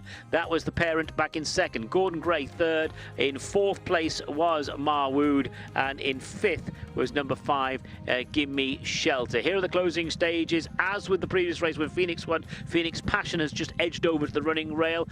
Just thought... He wasn't really checked in the run, the parent, who was running on the inside running rail. Just the horse might have just shied away a little bit, seeing another horse coming in a bit, but there was no issue there. The parents run on towards the finish, hit the line really well, but it's another one for Neil Callan, Fauzi Nas, Al Mohammedia Racing, and it's number 4, Phoenix Passion, the winner. Second was number 1, the parent. Third, good effort, kept galloping all the way to the line from number 2, Gordon Gray. 4th was number 3, Marwood, and 5th, number 5, Give Me Shelter. So those numbers 4, 1, 2, 3, 5. 4, 1, 2, 3, 5. Number 4, it's another Phoenix. This time it's a bit of passion. Phoenix Passion. Beautifully put. Phoenix Passion, it's rather trademark Neil Callan, as we've seen so many times in the kingdom, not least yesterday. And I think class is told there on the best horse, put in the right position to go and win his race. And I do think I was watching the way that the race unfolded and casting my mind forward to the Methac mile. I think that's exactly how he's going to want to play High Royal later. He'll give him that kind of ride and look to quicken up, get over towards that far rail and see if he's good enough. Shut the door on anything else that might be trying to close, maybe in those colours as well. That's exactly what the parent did. And yes, slightly impeded Gordon Gray, who had to snatch up slightly, and maybe the parent ever so slightly checked on that far side rail, but the dominance was there at that point, and a horse who the market's expected to win has gone and done so. He's been in very, very good races, tough races, since taking on imported horses as part of the Turf Series. That after winning that 0 to 85 first up this season. But he was third to High Royal in early January. He actually finished fifth in the whole of the Turf Series, and it's not a win out of turn. He deserved that. So if that is the end of his season, he's bookended it. Success at the start and success at the finish. Class tells, Phoenix Passion winning the key race, but Gordon Gray, a better run from him. He'll stay further than this, and the parent continues to run well. So a very believable form result, I would say, and one the market expected in just about the right order as well. Yes, the right horses there in the mix. This is Phoenix Passion, a gelded son of Too Darn Hot, and that is Phoenix Passion's second win of the season. Won last spring, and then this regarding this Bahraini season, won in November. First time out in November, and given another first-class ride from Neil Callan. But you always felt turning into the straight that Gordon Gray was going to be vulnerable to the way this horse was just travelling for Neil. I'm not sure where we are with Countback, but Callan now goes joint third on 12 wins for the season with Abdullah Faisal. And I hasten to add, he hasn't had anywhere near the amount of rides. He had a 28.2% strike rate prior to today. He'll be notching 30 plus before the afternoon's out, perhaps. You never know. Are we calling him a smash and grab jockey? Do you think he'd like to? I think he'd like it, wouldn't he? Smash and grab? Smash and grab. The Raider. There he is. Neil Callan. His football team aren't doing so well, but he's quite happy. Always successful. He's a legend in this part of the, well, he's a legend full stop. He's a legend in this part of the world. Here's the replay. Gordon Gray given a top ride as well by Lee Newman. As you said, I forgot that one of those Epsom wins was actually the Amateur Riders Derby, over the full Derby course and distance for this fella. But turning it a straight, there's Gordon Gray. He just hangs a little bit there. The parent switches to the inside. Going down to the 200-metre mark. It was at this point that Neil Callan went for home with Phoenix Passion, who then edges over to the near side ring run. The parent starts to make the run. There's plenty of room there. I think he's got a length up on Gordon Gray before he switched. Yeah. Yes, the whip's in the left hand, but it's only at that point. You can see the grey head having to alter slightly. And from this inside camera as well, you can see the parent has gone for a run that, in truth, the line was coming too soon anyway. Yeah, it's won by what? Getting 3 parts of a length, something like that. And in terms of his momentum, it wasn't checked in big style. It was more a horse that's sort of jinxing another horse coming in on him, but he didn't really come in on him full stop. I would argue all the way. I would argue. We'll see the head on, but it would look like decent race riding to me. I wouldn't want to continue to massage the ego of Neil Callan, which needs little in these parts. He's a very, very good jockey, great communicator, great guy as well to be around. But you can see there, he's got on top by a length as he begins to switch over Gordon Gray. And as they came towards the line... Oh, there's plenty of room there. Nothing in it. You get a double-decker bus through there. Neil Callan. Not quite, but yeah. Neil Callan, absolutely superb rider. And he's got good chances to come. He's come looking to dominate on the afternoon. I think he'll be up against it in the big one with Panning for Gold, who's a real standing dish in those good races. He's in the Chairman's Cup with Edward Cornelius, again, who might just be up against it. But I know when he mapped out his book of rides today, surely High Royal, who is in receipt of £3 and officially £1 lower rated than Byline, he'll be thinking that is my ace card, of course, with this one already in the bag. Top stuff from Callan. Is he riding this weekend in the UK? That is my next question. It's something he would do quite readily, isn't it? Yeah. Obviously, things are not quite as easy as they have been. He is not decked up or jogged up until Wednesday at Kempton Park. Right. So 4, 1, 2, 3, 5 are the provisional numbers. Nice win there for Phoenix Passion, and interesting to hear from Nick regarding his position now in the Jockeys Championship. Neil Callan disputing third place with Abdullah Faisal.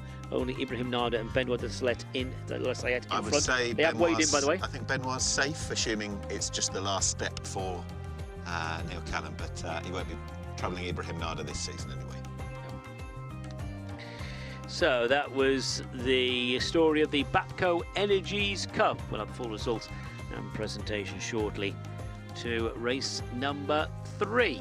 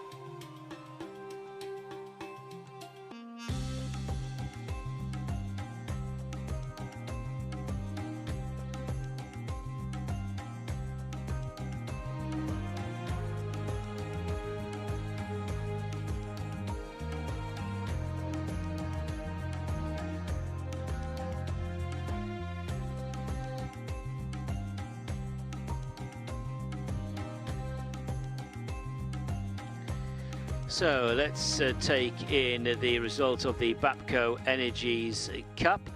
First, number 4, Phoenix Passion. Second, number 1, The Parent. Third, number 2, Gordon Gray. Fourth, number 3, Marwood. And fifth was number 5. That was Give Me Shelter. That is the result. We'll give you the distances and time a little later on, and they have weighed in for that race. That was the Bapco Energies Cup race number 3.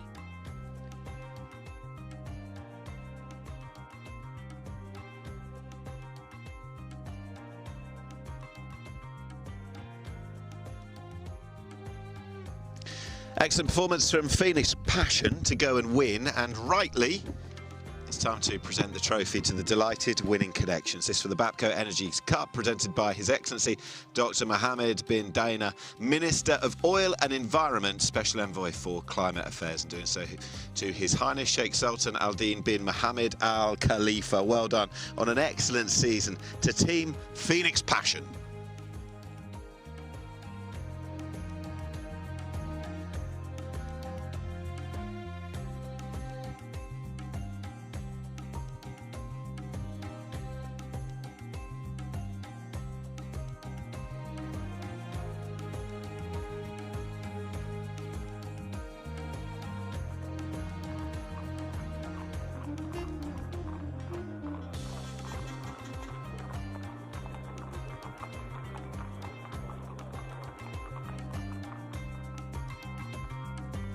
Let's take a look at the lineup for the 4th race, and this is domestic grade 1. This is the Chairman's Cup, sponsored by BINAA. Number 1 is Avago Joe Hussein Maki. 2, Chandigarh and Stepan Mazur. 3, Desert Cop Lee Newman. 4, Dream Out Loud Abdullah Faisal. 5, Edward Cornelius Neil Callan. Number 6 is Garsman Abdul Rahim Jassim. 7, Grand City Hall Stefan Lajaj. And 8 is Grand Grey, partnered by Alberto Sana. So 1,000 metres in front of them.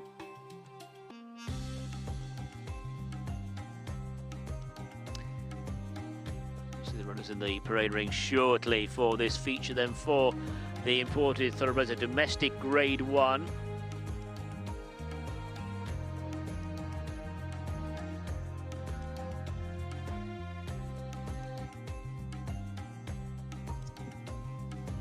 And this is horse number 1. What a good race this is. Looking forward to it. It was a cracker last year, and hopefully more of the same with some very good sprinters over the 1,000 metres. Avago Joe, it was 5th in the corresponding race last year, bids go 4 better. Winless since back-to-back successes last January. Form to me looks to have tailed off a little bit in recent starts. His runs behind Devast earlier in the campaign were better than of late, but 5th last year. Let's see how he goes in 2026. This is one of the stars of the season, Chandigarh. Chandigarh is at the top of this division, the sprinting division. He's been in great form, 4 wins this season. Interesting looking at the facts here, the form book regarding Chandigarh is there are no wins over 1,000 metres in the form book. Now, he has won 4 times this winter season here in the Kingdom, including a couple of significant wins, the Al Rifa Cup and the Howden Cup. That's an interesting fact, the fact he's never actually won over 1,000 metres. That's Chandigarh. Yeah, and when he wins, you've called him enough times, he tends to bolt down the near side rail. I don't know whether he needs a rail. He's drawn completely the other side. Whether 1 is going to be as good as team number, we'll see. Dubai Bling was drawn 1 yesterday, but didn't really race from that lane. No, didn't at all. And in fact, they generally came centre. Anyway, yesterday, you've teed it up beautifully, Darren, as ever. Desert Cop ran in the concluding race of the Sprint Series yesterday, finished 3rd, and he's back again. But don't let that worry you or concern you. That might even be a positive, because last year, in the corresponding 2 races, he went 2nd in the Turf Series race before, in this very race, coming out 24 hours later and winning. So surely this would have been the plan to run him in both races, and I would imagine they've worked back from it. Desert Cop bids to back up in the race 12 months on.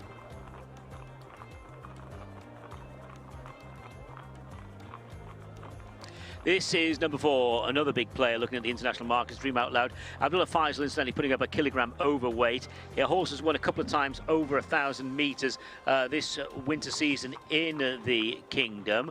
Grade 2 winner, that was in February over 1,200 metres and was second to Chandigarh over 1,200 last time. Big player number 4, Dream Out Loud. Oh. Hopefully all okay there. Little trip.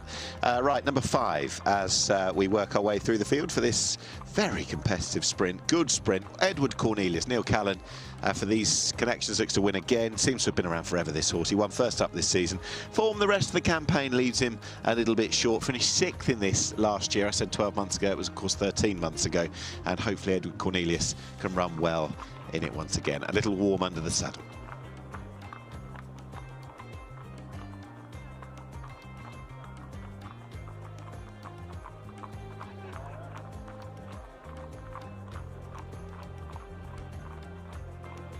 Here's number 6. Really does look well in his coat. This is an outsider on the international market. It is Garsman, who was a 1,000-metre winner here this time last year. Won last April. Good run last time over the 1,200 metres. That was last week. What race was won by Ras Al Had, who came up the near side running well, that winner. But that is Garsman, 3rd last week. Decent run, but one of the outsiders today.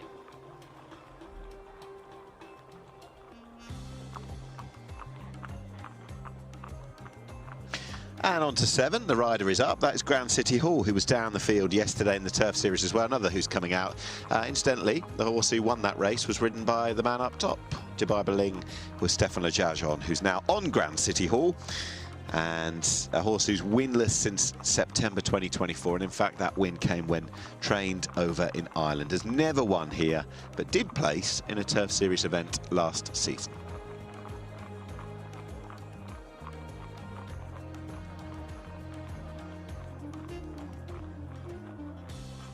And Grand Grey, number 8, the Mount of Alberto Sana, beaten just a handful of lengths when behind Chandigarh. That was last week, and that was over the 1,200-metre trip. Was 3rd, well held by Dream Out Loud the time before that. Mixes it with the top sprinters, Grand Grey, who was down the field in the Howden Cup. Number 8 on the card.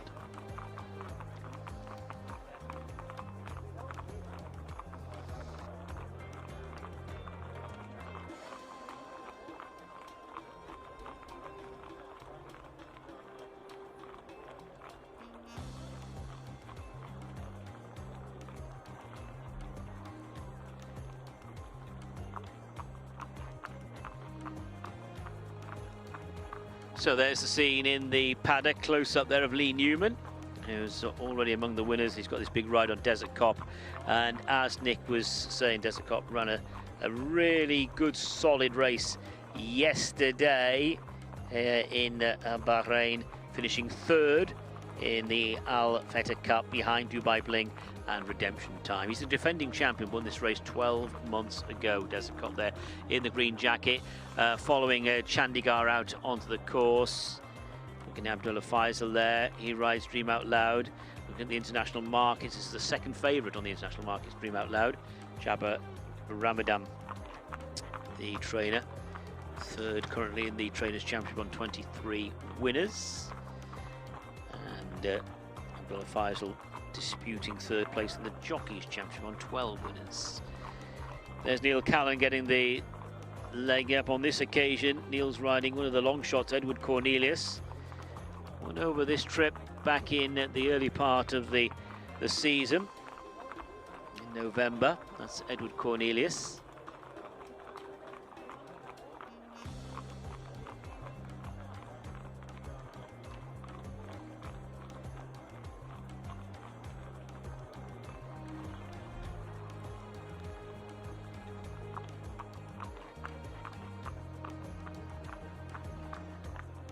There's a shot of a Dream Out Loud. And there's Desert Cop there in the green jacket. Yellow striped sleeves of Lee Newman aboard Desert Cop. Number 8, Grand Grey. So he mixes it with the top sprinters here in Bahrain. Finished behind Chandigarh over 1200 last week. That is Grand Greg talking about Chandigarh. Just looking back at Chandigarh's profile, saying that horse never won over 1,000 metres. It's actually won over 1,400 metres, as well as, of course, the 1,200 metre wins. Doesn't he look well, Chandigarh? Magnificent. And he's been a brilliant sprinter all season. He was second in the AVENUES-BAHRAIN Cup when it was over the 1,000 metres earlier in the season. But yes, you're quite right to point out what might end up being a salient point as regards today's distance. Now, the thing is as well with him, he tends to get rolling late in a race. Maybe needs a bit of bustling. He dives down to the near side rail. That won't be the case on this occasion. And it's only deep into the last 100 metres or so that he gets well on top. Well, the race will have ended by that point. Will he be on top? The market thinks so. A shade of odds on the international markets. Dream Out Loud second in. Last year's winner, Desert Cup, is third in. Avigo Joe, Grand Grey, Edward Cornelius and co. So I'm just fascinated to see how this is going to play out from a riding perspective with Chandigarh grabbing a rail. It's not near side. He's got far side if he wants to go and do it. But at the same time, with the stalls configuration, is that how it's going to play out? I don't know, but if he can hold his form that he's had all of the Turf Series, then he's a very, very big player indeed. He was top of the Turf Series standings going into yesterday and one of 10 who had the prize shared out. So Chandigarh, more and more the one to beat on form. Will it be that way? Right, Dream Out Loud was third to Chandigarh last time. He ran his race for sure and beat Devas the time before as well, so there's some context to the form all the way through. It's reasonable form, and then some, given the manner of success. And he's having a busy but not necessarily winning productive campaign. It might be that he is still the biggest threat to Chandigarh, as he probably proved last time. And we'll see how today's 1,000 metre test has the two.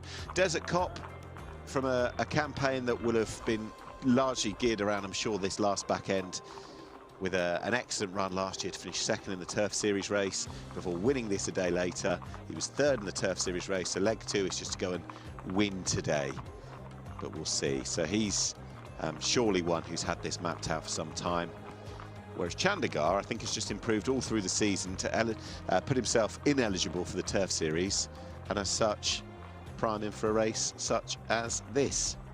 Elsewhere, Avigo Joe finished fifth in this last year. More of the same might be expected as well. You've got one or two of the others who were beaten in this race last year, including Edward Cornelius, who finished sixth. We are treated to some beautiful shots. It's the straight 1,000 metres, not a blade of grass out of place. And of course, we're heading towards the tail end of the season. They're still staging international racing, but it is the final month of racing in Bahrain before they go to do it all again in the autumn. Reminder of the betting for this, or reminder of the markets internationally. Chandigarh, a shade of odds on, strong in a place. Dream Out Loud next in. Desert Cup, last year's winner. Avigo Joe, Grand Grey, Edward Cornelius. And bar those, much bigger prices. So Chandigarh's to lose according to the market. The first two favourites in thoroughbred terms have both won. So it's over to Chandigarh to be called by Darren Owen to see if he can uphold that form. So just looking at the runners just arriving at the start. There is Grand City Hall. I think perhaps the Grand City Hall being a little bit of a monkey there for Stefan Lejage. Looking to join them down at the start. This horse has not won for some time. September 24 at Cork in Ireland. That was the last time Grand City Hall took the top spot. It just arrives at the start now. Just the 8 runners for this Chairman's Cup by BINAA domestic Grade 1 sprint. So they're down at the start. Good couple of minutes to go now to post time. We'll be loading shortly.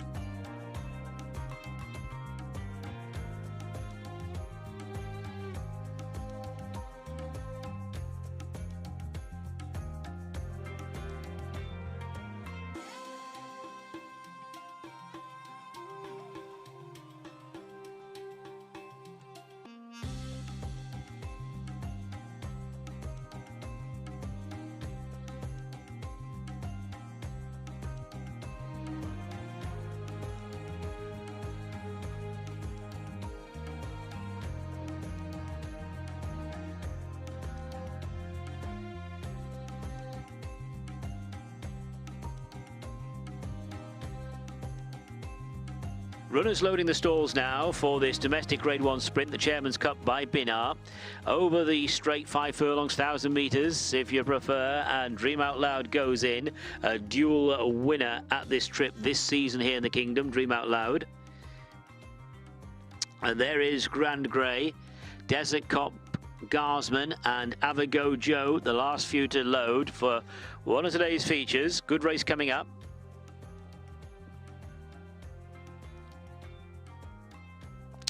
Grand Grey due to go into stall number 3, goes in.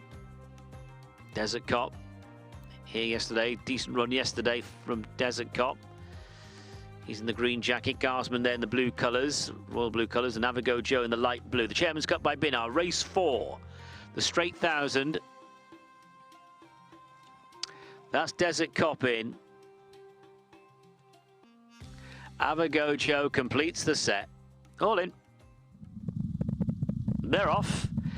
Good start for Avago Joe. Garsman began well, and to the left is Chandigarh. Grand Grey is showing up promptly. Dream Out Loud not too far away. That is 200 metres clocked, and it is Grand Grey, the leader from Dream Out Loud, and Garsman, the mainly black jacket of Chandigarh, chased by Edward Cornelius and Avago Joe. Grand City Hall and Desert Cop at the moment outpaced as they enter the final 600. And down the centre, it is the action unfolding, headed by Grand Grey. From in second place, Dream Out Loud. Chandigarh is 3 lengths down. Edward Cornelius is driven. Garsman back pedals. Avago Joe trying to get into it. Desert Cop's got work to do from that position. Then Grand City Hall, Dream Out Loud and Grand Grey, they vie for the lead. Now the question is, can Chandigarh or Avago Joe pick them up inside the last 200? It's Dream Out Loud, the leader, from Grand Grey in second. Avago Joe over to the far running rail. It's Dream Out Loud. They're not going to get to Dream Out Loud. Dream Out Loud, the winner. Grand Grey second. Chandigarh disputes third with Avago Joe.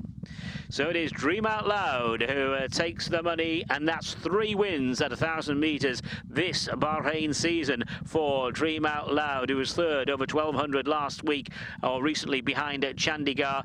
Dream Out Loud number 4, Abdullah Faisal, Jabba Ramadan, Hassan Mefara Al-Ajmi, the successful owner. That is number 4, Dream Out Loud, the winner. Had a great duel in the closing stages, but Dream Out Loud on top towards the finish. It just wasn't for Chandigarh. Maybe it's just that trip of 1,000 metres. It just perhaps doesn't work for Chandigarh. But number 4, Dream Out Loud, the winner, had a great tussle with Grand Grey. Shook off Grand Grey towards the end. Grand Grey second, Avago Joe and Chandigarh racing wide apart. They were disputing third. We'll wait on the judge to confirm third. No doubt about the first 2. 4 Dream Out Loud beats 8 Grand Grey. They dominated, and this trip certainly works for Dream Out Loud, Nick. Yeah, different day, different trip. That's key.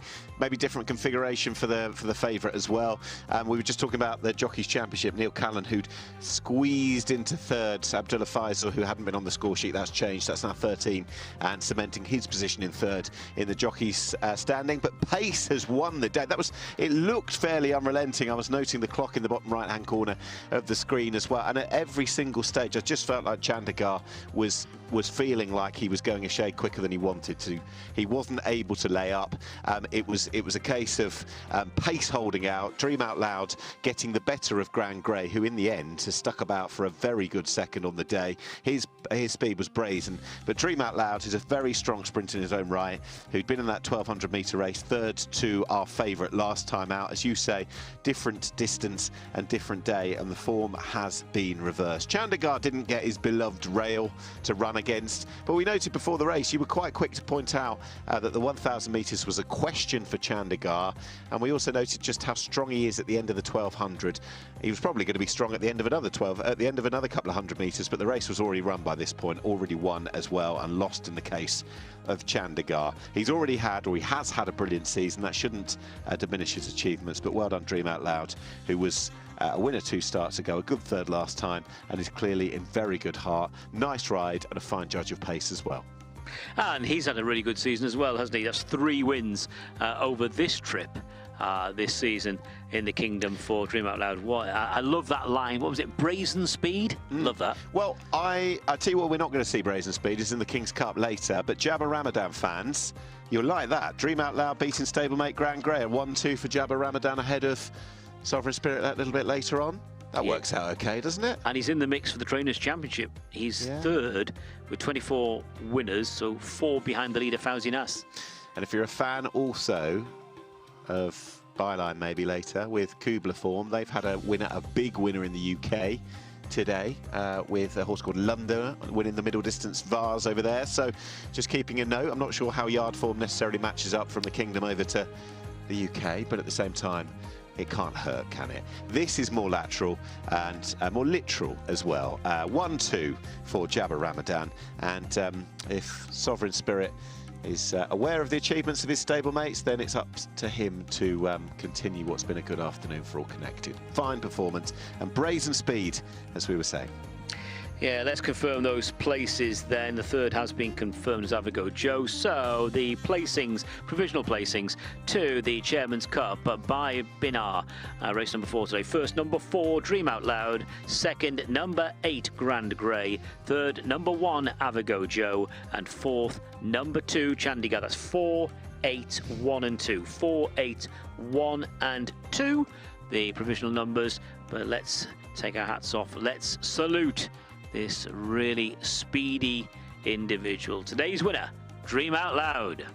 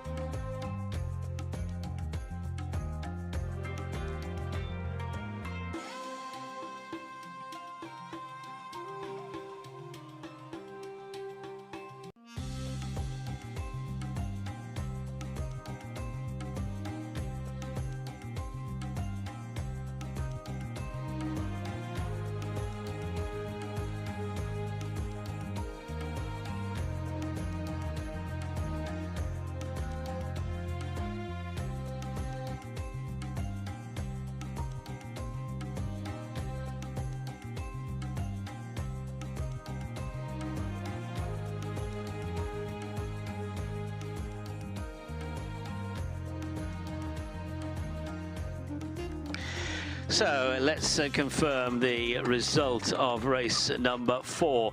Winner there was number 4. That was a Dream Out Loud. Second, number 8, Grand Grey. Third, number 1, Avago Joe. Fourth, number 2, Chandigarh. Fifth was number 3, Desert Cop. 57.81 the time. And talking of times, I can tell you that in race 2 we had a track record for the 1400 meters won by Phoenix there, 1 minute 22.90. That was a track record in race number 2. And I didn't give you the distances in race 3. They were half a length and 3/4 of a length and a time of 2 minutes 0139. But more significantly, track record there in race 2. So what we're saying is there was style to the victory and substance as well. And there was me trying to pigeonhole him as a Crown Prince's Cup and King's Cup. You're going to have to wait. Next year. You're going to have to wait. A bit faster than that. Well done, Phoenix.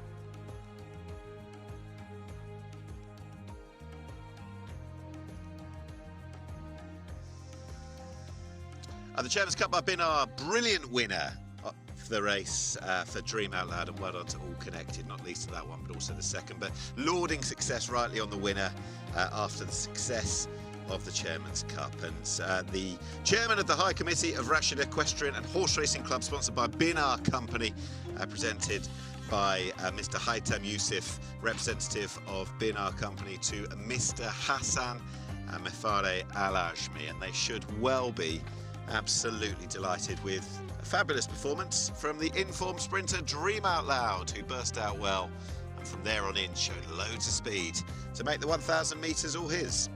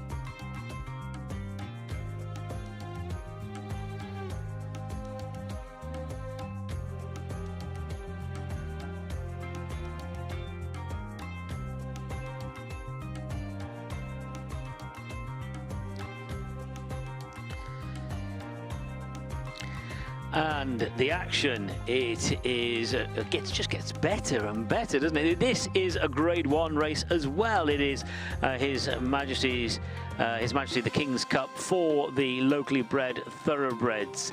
Really good renewal. Number 2, Hadar, is a non-runner. Number 1 is Epic, partnered by Ali Isa. 3, Hattab Abdullah Faisal. 4, Midhal Abdul Rahim Jassim. 5, Mudalal Hassan Al Safar.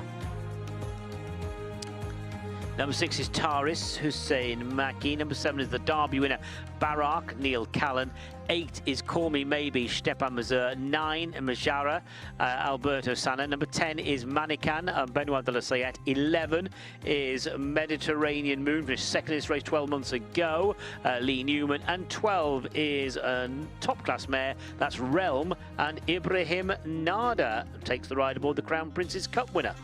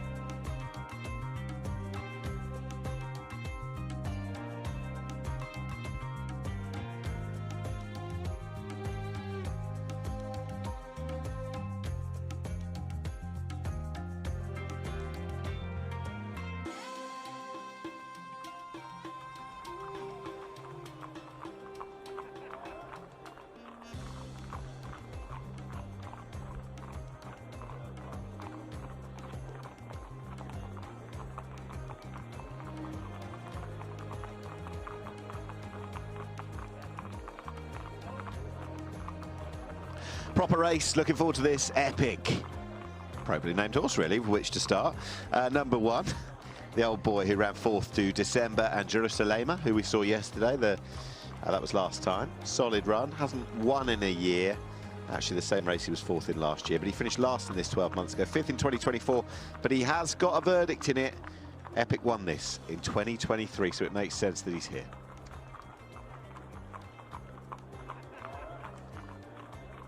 This is number 3. One of the outsiders, mind you. If you look at the international markets, it's Bill's a 2-horse race. This is Hattab, who was 3rd behind December on his most recent start. That was over 2,200. Over 2,200 in January. This horse took the top spot, winning by a neck from Yatim, and was completing a double, having won here in December. So that is number 3, Hattab.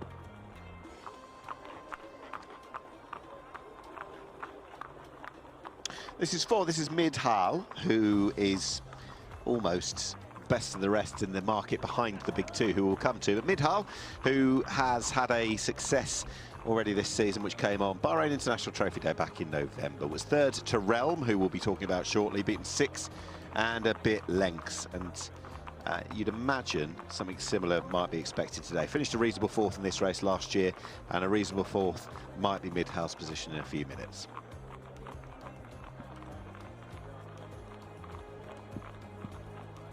And a place behind Midal in this race 12 months ago was this horse, the grey Mudalal, who finished 5th 12 months ago. Has won once this season, won a small field affair, beating Epic by a really large margin of over 7 lengths. That was in December over the 2,000 metres. Ran over 2,200 last time and was well held in a race won by Barak.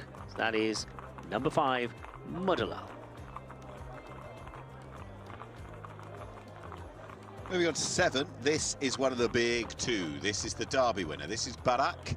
Neil Callan bids for a double and 5 across the King's Cup Festival. 4 from 5, this horse, and is the short price international favourite, and just edging it over Realm at this success. Beautiful combination of speed and stamina to go and win the Derby, as only the good ones seem to do. That thumping success last time over Jerusalem as well had a boost or 2 yesterday, and I'm really looking forward to seeing how the Derby winner goes today.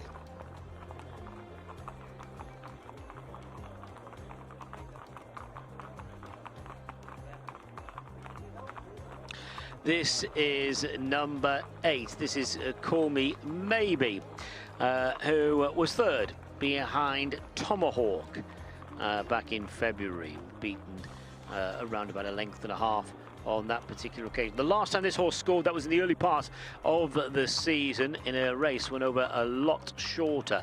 That was over 1,400 metres. That is Call Me Maybe, up in trip.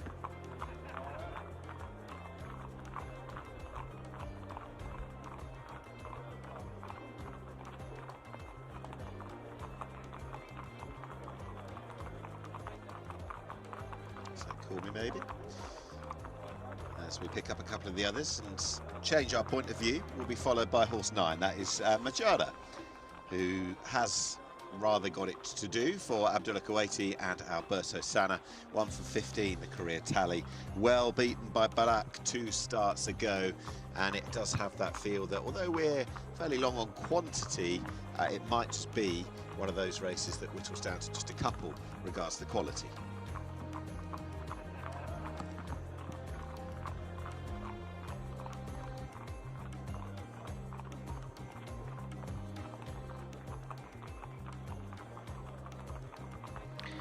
This is number 11, Mediterranean Moon, 2nd in the race 12 months ago.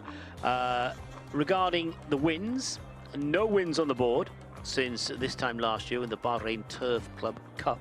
That was a Grade 3 race when beating Silk Road by a narrow margin. Last time Mediterranean Moon was well held by one of today's big players, Realm. That's number 11. Mediterranean Moon.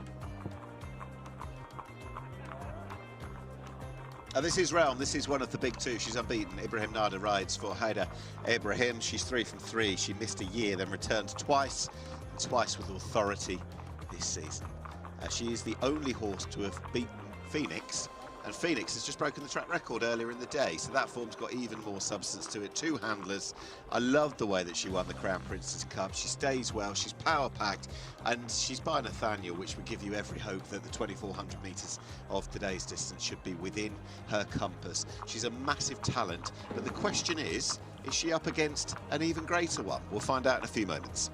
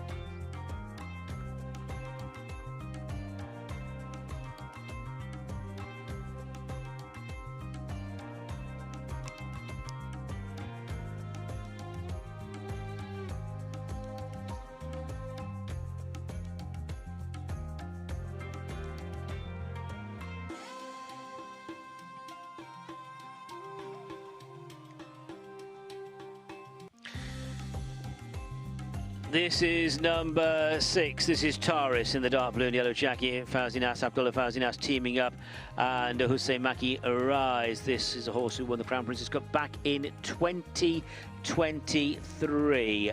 Ran behind Barak last time in that lead-up race over 2,000 metres and was beaten nearly 10 lengths. That's number 6, Taris.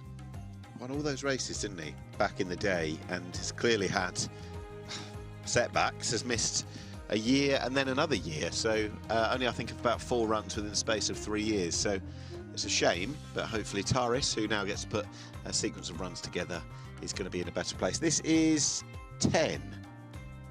There you go, laws of deduction and all that. This is Manakan, who's a very lightly raced horse. Benoit rides, Benoit de la Sayette.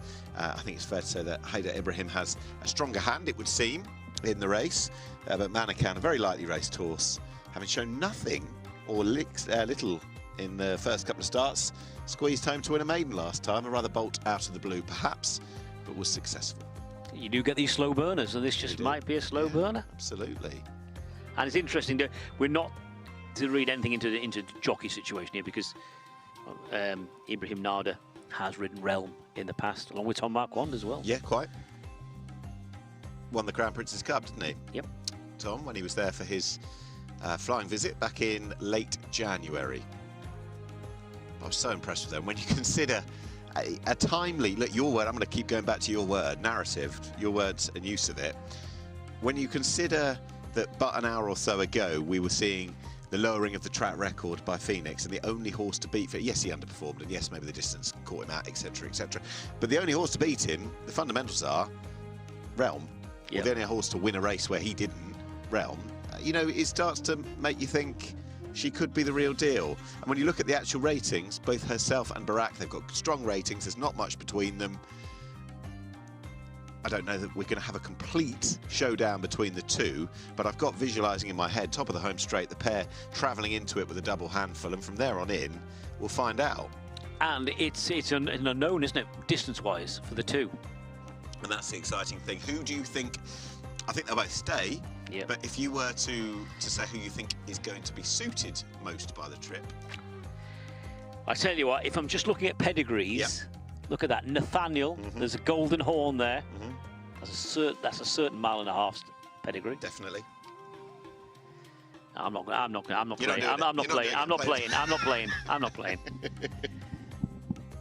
Taking you down into a horrible game. I'm not playing. I'm going to play that she will be the strongest stayer. Yeah. And I think at the end of this, her unbeaten record's going to be intact. So you're against the favourite. I am with Realm. Right. Yeah. But more.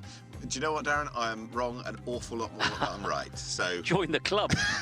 Joined a club, and it's got quite a big membership, that club, as well. Yeah, quite right. Dutch connection, sire of Barak. Remember, he won a jersey at Royal Ascot, didn't he, over 7 furlongs, 1,400 metres. Paul, yes, yeah, that's right. Yeah. I think he ended up maybe with Godolphin in the end. But yes, he was maybe 10, 11 years ago. I was there. I can't remember it, but I was there. I know, the years do go by. But look, I think it's a cracker of a race. I've been lucky enough to cover a fair few of these now, but this is by far and away the best running of it on paper that I can remember, with this two-headed monster of Barak and Realm. And just to give context as to what Darren was saying as well, when you look at the international markets, it favours Barak, and more so now. 2's on, 1 to 2 the price of Barak, who's strengthening, and Realm as big as 11 to 8. But bar those, you're looking at 22 to 1. Mudalal, Midhal, Mediterranean Moon, Taris. It's a case of 20s bar. It's got that big 2 feel to it. So runners then just leaving the parade ring. 1.5 miles, 2,400 metres for this Grade 1, His Majesty the King's Cup for the locally bred thoroughbreds. There is a shot of number 3, Hatab, who won 2 outings back. Has won 2 races already this season in the Kingdom. Hatab, Abdullah Faisal, and there's Ibrahim Nardo, donning the black cap of Mohammed Khalid Abdul Rahim, riding Realm. This is Realm, bidding to retain her unbeaten record, blemish-free record, 3 from 3. Can't ask more. No, I'm going to be cheeky towards you in a moment. Go on. And you said you weren't playing as to who would be most suited to the step up in trip on the day, or see out the 2,400 metres the best. If you were evaluating this and thinking that you found that you thought one of them was a little vulnerable, could we look at it and phrase it a different way? And we're still talking about the 2 horses. We're not going to throw another. You're not going to ask me a really difficult question. Ask me to throw in another one. No, absolutely not. I don't listen. If we get the ratings, the form would tell us that if we get a turn up that one of these 2, very often when you build it as a 2-horse race, option 3 wins. But if one of these 2 doesn't win, we've had another performance. So yeah. Assuming everything's equal, my gut feeling is, and I've been visually impressed. Well, being visually impressed with both horses, but particularly Barak. Okay. So I'm going to go with the gelding. So the Derby winner versus the Crown Prince's Cup winner, who came from the same card back on the 29th of January. And we'll see who did it best that day and who did it best 30th of January going into this. And of course, Barak has since been out and thumped the field in the most compelling manner. Jerusalem and Co. last time out.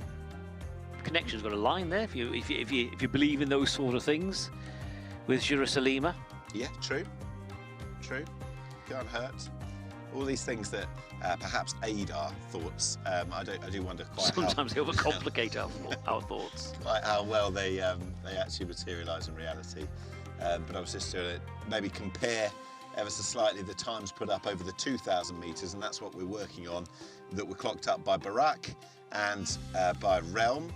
And if we're just working on that basis alone, she was 2.5 seconds quicker than him. Different run race, different standard, whatever it might be. But Barak hit the line in 2:05, and Realm, it was a little over 2:02. But it's another 400 metres. It'll be a different setup perhaps of race today, and maybe Neil Callan and maybe he's got an idea as to how he wants to play things, because I think he's been executing his plans perfectly. I really do think that maybe he and Ibrahim Nada have got their idea of how they want to play things with horses up in trip who haven't got that much experience, particularly in the case of the mare Realm. So, and I'm inclined to think she wandered a little bit in the closing stages last time out, but that notwithstanding, she dispatched her field so emphatically that I thought it was her raw ability that struck me. They're well clear on ratings. Midhouse not got a bad one, neither Mudalal at that. And after that, I think they're probably playing for places. So for me, it'll be Realm to beat Barrack in the Battle of the Big Two, and the big race with post time already passed. We shouldn't be too far away from a jump, Darren. I was going to ask you another question. I'll turn my mic back Right, on. which horse is going to fill out third place? I'll turn it off temporarily and work it out. I tell you what, I think, and I was having a look at this earlier, I've got more than an idea that we're finally going to see something like the old Taris, and that's me being perhaps slightly wistful in the old sense of it, but I think it's probably Midhal who is the likeliest to finish third. Okay, well, I'll go Manican. Okay. A slow burner. A slow burner. Next cup of tea round is all on this. We differ in this, but what we are unison on it, we're both looking forward to it. So this is a Grade 1. It is the King's Cup. His Majesty the King's Cup for the locally bred thoroughbreds, 2,400 metres. Last few then to be presented to the starting stalls. Taris is one of them. Hattab, I think, has just gone in. Majara is still out of line. Realm is to go forward, and so to Mediterranean Moon. So the form book is telling us it's billing this race as a two-horse race, as Barrack, the Derby winner, versus the unbeaten mare Realm. So for the latest King's Cup race, they are going in. Stand by, race 5, 2,400 all in, and they're off. And Epic was the slowest one to go, and the first one out is Mudalal, followed by Manican to the outside. Going forward is Midhal Dark Blue Jacket, with Mediterranean Moon racing keenly as they go into the first turn. The Derby winner Barrack is racing in 5th spot, with Taris up against the running rails. They move now into that bend. Hattab is out wide, followed by Realm, who's held up. Then a couple of lengths to Call Me Maybe as they go down the side. Then Majara and Epic is the trailer. They've formed their early order, and it is Mudalal, the pace setter from Manican. A gap then of a couple of lengths to Mediterranean Moon, who's alongside Midal Dark Blue Silks, and then comes Barrack, who hasn't really settled yet for Neil Callan. Taris is next, Hattab with no cover. Black Cap of Realm just in behind, followed by Call Me Maybe and Epic now overtaking that horse. And last of all is Majara. Good 10 lengths covering them as they move into the back straight. Just over 1,400 metres left to go. And Benoit de la Sayette takes Manican into the lead. Manican in front by 2 lengths to Mudalal in second. Mediterranean Moon, red and white half jacket, is running in third. Midhal is just in behind, followed by Taris, who runs the running rail. And up along the outside is Barrack.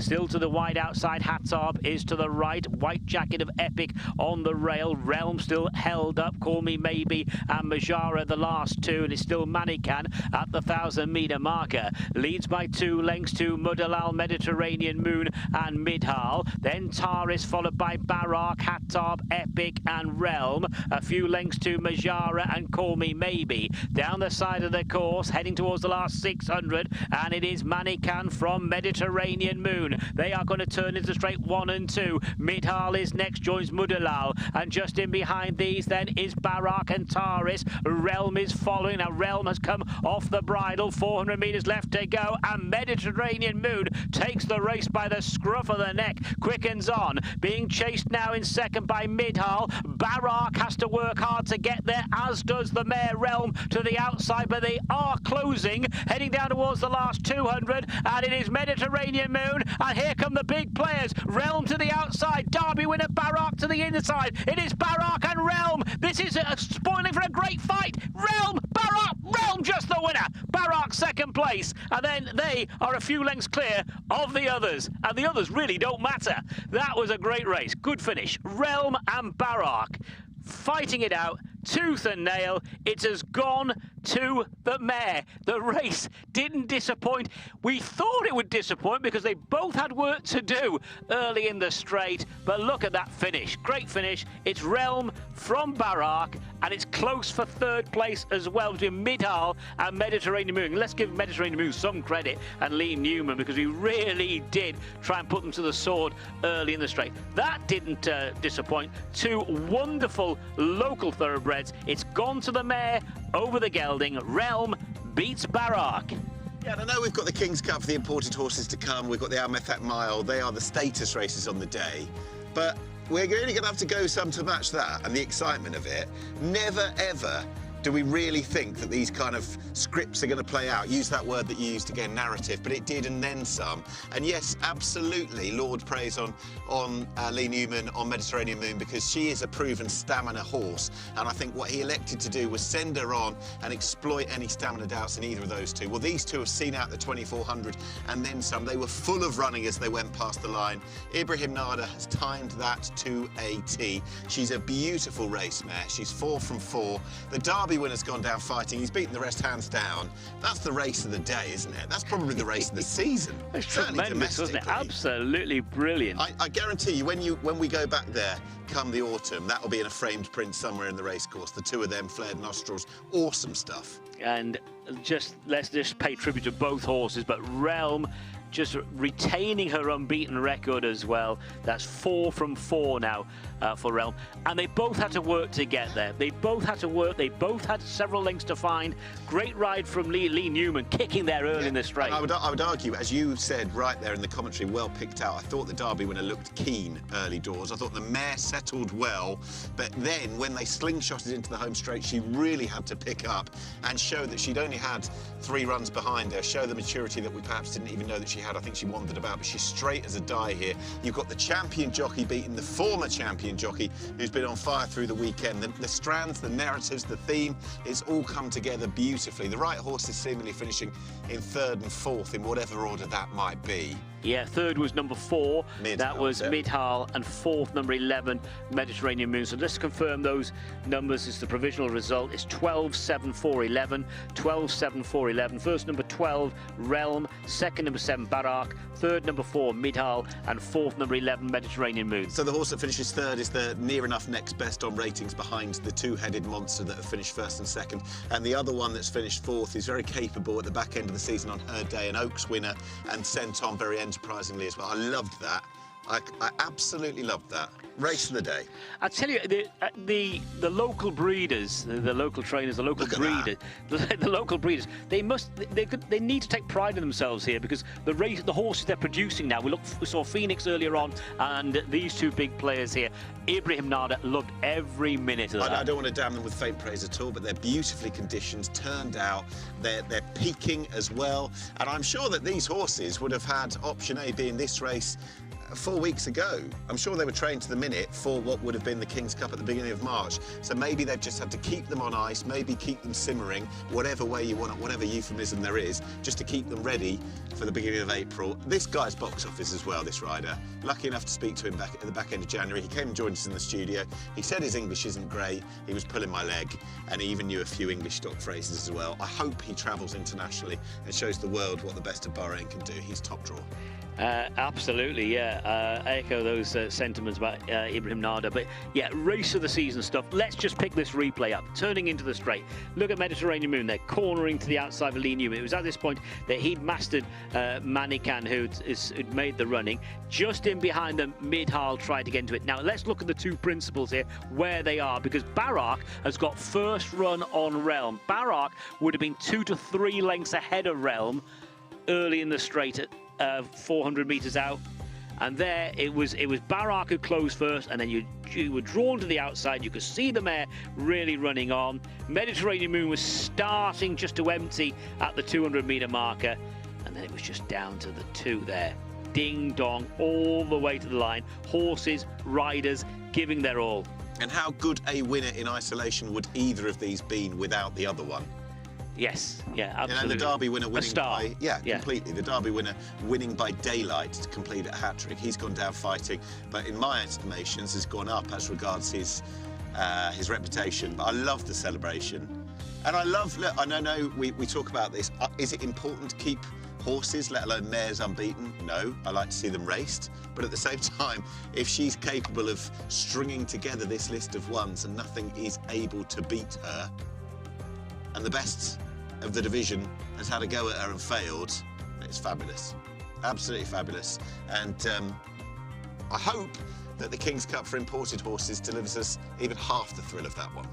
Brilliant race, superb race. Well done all. And we always want more. We're always thinking ahead.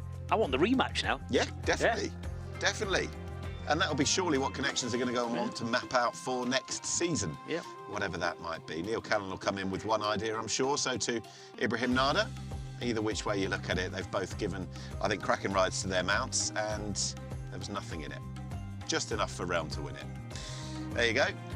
In the one position, he's had the championship sewed up for miles, hasn't he? He's had this, he's hurtling towards 40 winners for the campaign. He's box office, he's got the personality, that little bit of charm about him as well. And he's the best about. Ibrahim Nada rides the unbeaten mare Realm to success. Darren loved it. Yeah, and the result is now official. They have weighed in at the end of that Grade 1. The King's Cup is actually the King's Cup for the locally bred thoroughbreds. We've seen some scintillating performances at tonight's meeting from the locals. Those two, Phoenix earlier on, breaking the track record as well. They can be proud of themselves, the local breeders, the local producers here in the kingdom. So it was Realm beating Barak in our 5th race. We'll have the full result shortly.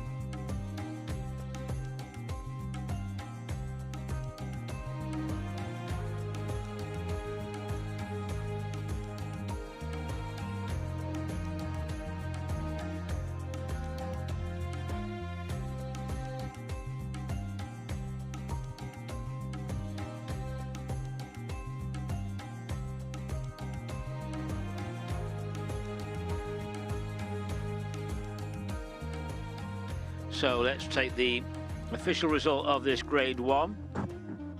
The King's Cup. First, number 12, Realm. Second, number 7, Barak. Third, number 4, Midhal. Fourth, number 11, Mediterranean Moon. And fifth, number 5, Mudala. A race to savour. A race which delivered. Ahead and 4 lengths the margins. 2 minutes 32.53 seconds. 2 minutes 32.53 seconds. Realm beating the Derby winner Barak. Realm now the perfect 4 from 4.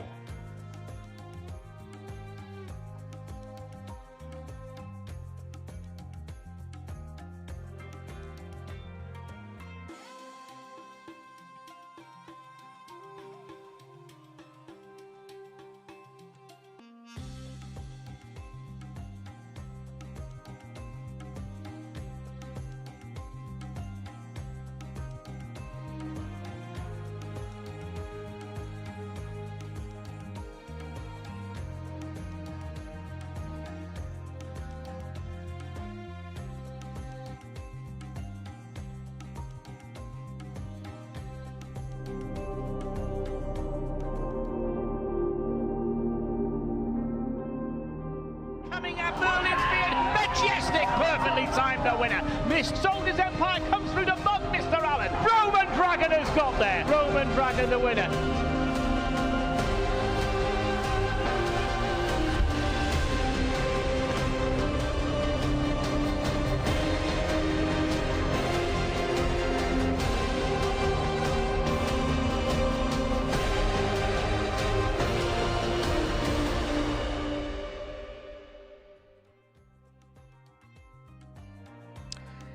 And now I feel as though we need a drum roll for this race. This is race 6. It is our feature race. It's Group 3 action.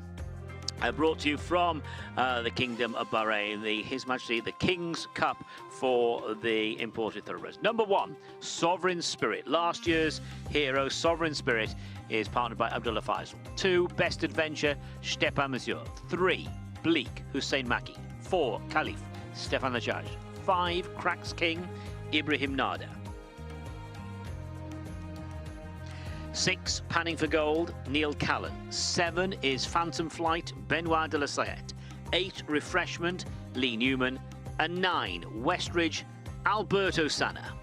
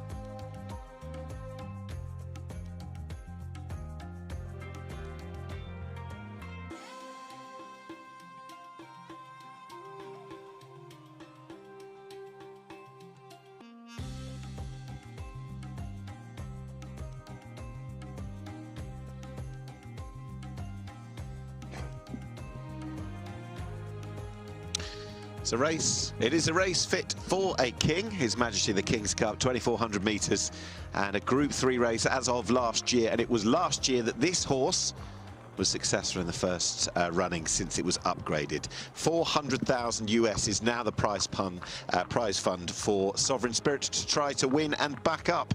He is perhaps the one to beat. And here is the stable companion, one of the stable companions in this race, Best Adventure. Quite possible that Best Adventure might go forward. Andrew Balding trained this horse to win on the all-weather at Newcastle, over a mile and a quarter back in October. That is number 2, Best Adventure.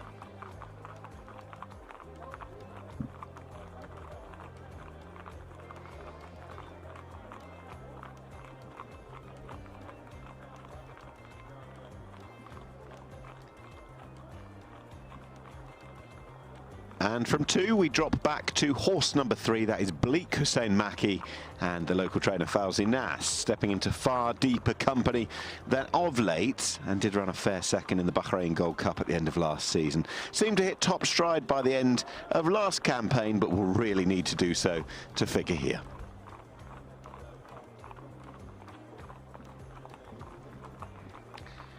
And we are jumping to number 6 here. This is Panning for Gold. Panning for Gold has got winning form in the book this season. Won here last time. That was when beating Best Adventure by 2 lengths. So that was over the 2,000-metre journey. Ran in this race 2 years ago and finished 3rd. That's Panning for Gold. He goes 3rd appearance in the race. Panning for Gold, who enjoyed that charmed run up the inside rail to beat Best Adventure last time. The pair both step up into a better grade. Right, horse 8 is next. That is Refreshment, who's in good form.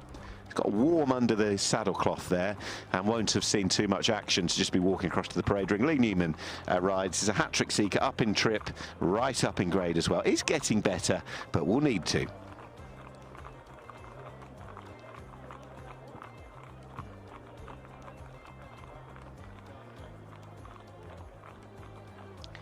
And this is number 9, West Ridge, who is looking for his first win in the Kingdom. Was a winner at Glorious Goodwood in July of last year, winning the 2,000-metre Chesterfield Cup. Yet to try this trip. Second last couple of times behind Signalman last time and Aska the time before. Can just carry his head a little bit high, but capable on his day, West Ridge. West Ridge, who also has stablemate Cracks King in the lineup as well for the Kublers, who've had good success in the UK today. One going down, that is Phantom Flight. Phantom Flight for George Gott, who won this with the great Isle of Jura 2 years ago. 4th last year, Phantom Flight, and showed class to win the Al Adiat Cup in January off a break. Looked like a really classy animal on that occasion. Before going to Saudi and running in the Neom Cup behind Bahrain International Champion, Royal Champion in Saudi Arabia. That was deep. It's a rare try as far as this, but worth a go. And here are the jockeys coming out for the $400,000 showpiece of the night and concluding stage of the international season. They're all smiles, but there'll be business in a moment. Yeah, a few jokes being cracked by the look of things. Judged by the facial expressions of some of those jockeys. Better than ours. Yeah. Right. Horses then in the paddock. We've seen Phantom Flight on the way to the start.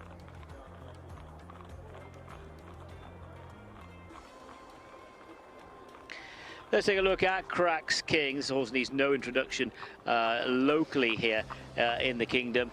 Cracks King, who finished 4th behind Caliph last time. That was over 2,200 metres. It was 2nd. You turn the clock back over 12 months ago. This horse was 2nd in the International Handicap. That was in Riyadh. And you'll remember in the Crown Prince's Cup when Sovereign Spirit kicked for home early in the straight.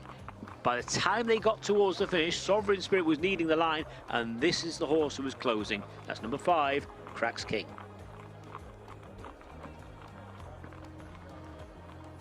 And last but by no means least, one of the most popular horses in the Kingdom of Bahrain and has been internationally because he's flown the flag as well for Victorious Forever and his trainer Fawzi Nas. This is Caliph, who won a Group 1 in Germany 2 years ago and a French Group 3, placed in Saudi Arabia and Hong Kong. And he's not been bad on home soil either, running good races in the Bahrain International Trophy. Now, the distance is the question with him. They tried him in the Dubai Shima Classic last year. He had stamina to prove. And in His Highness Sheikh Nasser's Cup as well. They could have dropped back to the Al METHAQ mile, but why not have a go as he advances in age at this race instead? So Caliph, if he can travel with quality deep into the race, which I expect him to do, he might be there with a turn of foot at the business end if the petrol gauge isn't running on empty.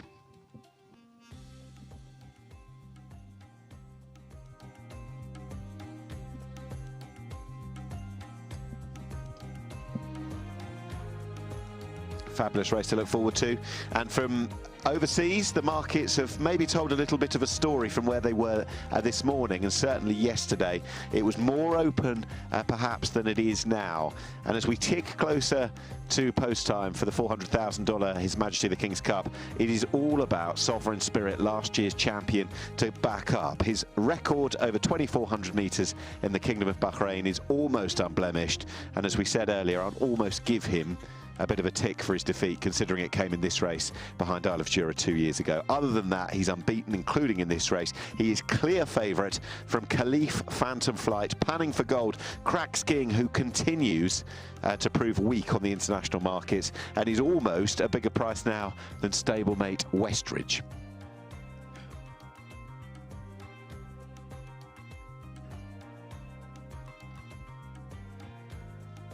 So pressure final stages as we approach the big race of the day, which will bring down the curtain on the international scene here in the Kingdom of Bahrain. It is Sovereign Spirit for me to win this on the day. I think Cracks King can run well. Khalif can travel deep into the race, and Phantom Flight might be the biggest threat. But I do think that Sovereign Spirit over Phantom Flight might just be the way to go. There's Stefan Lajauche, who won a Turf Series race yesterday. It would mean an awful lot to him and all connected to Fawzi Nas if Khalif could score a big, big prize on home soil. He's trained barely a kilometre from the track. Darren, what say you? I'm going to be boring and agree with you, actually. I'm going to go Sovereign Spirit to beat Phantom Flight. I'm going to go 1 to beat 7 here. Yep. Phantom Flight 4th in the race last year behind Sovereign Spirit. Sovereign Spirit, though, has got the form in the book. We know that he's got that form in the book, having won this race 12 months ago. So yeah, I'm going to go 1 to beat 7. And third, what are we saying for third? Personal preference for third would be Cracks King. Okay. Because I think he can be ridden to pick up plenty with, I'm not saying stamina assured necessarily, but I think he can stay on towards the end of the race. But I don't think he's got that zip. I think the sectionals tell us that as well. I think you can see with your eye as well, when Sovereign Spirit quickened in that Crown Prince's Cup, I don't think Cracks King could have gone with him at that point, but at the same time, I think he'll be running on, and that might end up being key. We say, in terms of literal form, taking form literally, we feel that Cracks King is flattered by his proximity to Sovereign Spirit. Ever so slightly, because I do think Sovereign Spirit had got to the race 1 under an excellent, and I will say excellent on the day, Paul Mulrennan ride. Yep, absolutely. But his form in this race stands up to the closest scrutiny, Sovereign Spirit, that by being beaten by Isle of Jura, who's completing the Triple Crown in an emotional way 2 years ago. He's only beaten 2.5 lengths that day. And his half-length success over Zagato from King of Conquest, Phantom Flight back in 4th, Cracks King in 5th that day, was pretty good as well. That was in His Majesty the King's Cup, but 13 months ago. And he's been unblemished this season in 2 starts in the UAE, in Bahrain, I should say. He did go across to Saudi as well. So, for the big race, it is His Majesty the King's Cup, Group 3, 400,000 purse, and your big race caller, the voice of Bahrain, Darren Owen. So this is the Group 3, His Majesty the King's Cup, and then for the imported thoroughbreds, an international race, Group 3 contest, 1.5 miles, 2,400 metres, a race featuring last year's hero, Sovereign Spirit, as we watch Cracks King going into the stalls. And next one to load is Sovereign Spirit. On the near side, Phantom Flight slots into place for the King's Cup of 2026. They are all in. They're off. 2,400 metres the journey. Bleak drops out last of all, and away smartly was Sovereign Spirit, but now it is Refreshment going forward. Refreshment from Sovereign Spirit, those two going into the turn with Phantom Flight and Khalif running together. Just in behind those two is Panning for Gold, who's being followed by Westridge with Cracks King up along their outside. Further back to Best Adventure with Bleak bringing up the rear. So Refreshment is the pace setter, and Refreshment has has now gone forward by around about 3 or 4 lengths. Chased by last year's winner, Sovereign Spirit, with Phantom Flight, Red Cap, a little bit keen just in behind. Meanwhile, Caliph settles down a little bit better than Phantom Flight, with Caliph there on the inside running rail for Stefan Lajage. White Cap of Panning for Gold to the outside, and wider still is Cracks King in the dark blue silks, with the striped cap of West Ridge holding the inside berth. They're being followed by Best Adventure with Bleak the back marker, but it's Refreshment going towards the 1400 metre pole.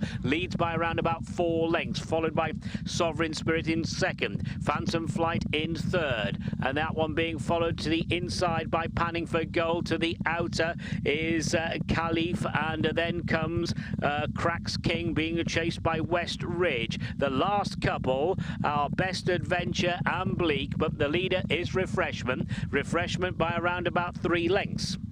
Still leads. Sovereign Spirit's in second as they pass the 1000-metre marker. Phantom Flight is still eyeballing, or trying to eyeball at the front two. A gap then of a couple of lengths to Panning for Gold is on the inside running rail. Caliph to the wide outside. These are being followed by Cracks King and West Ridge.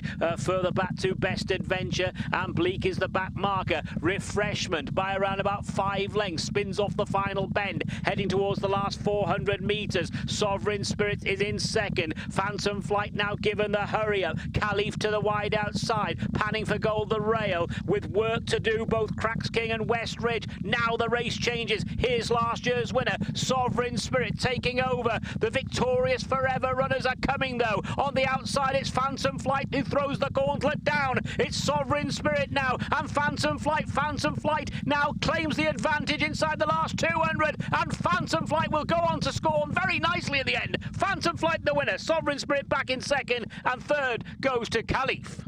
So Phantom Flight, Benoit de la Sayette, George Scott, Victorious Forever, and George Scott know what this feeling is all about in winning this race, the King's Cup. Look at the experience we had with Isle of Jura. They had with Isle of Jura 12 months ago. Phantom Flight, fourth in the race 12 months back, has won. No excuses there. Sovereign Spirit well held in the end by Phantom Flight, finishing in second position.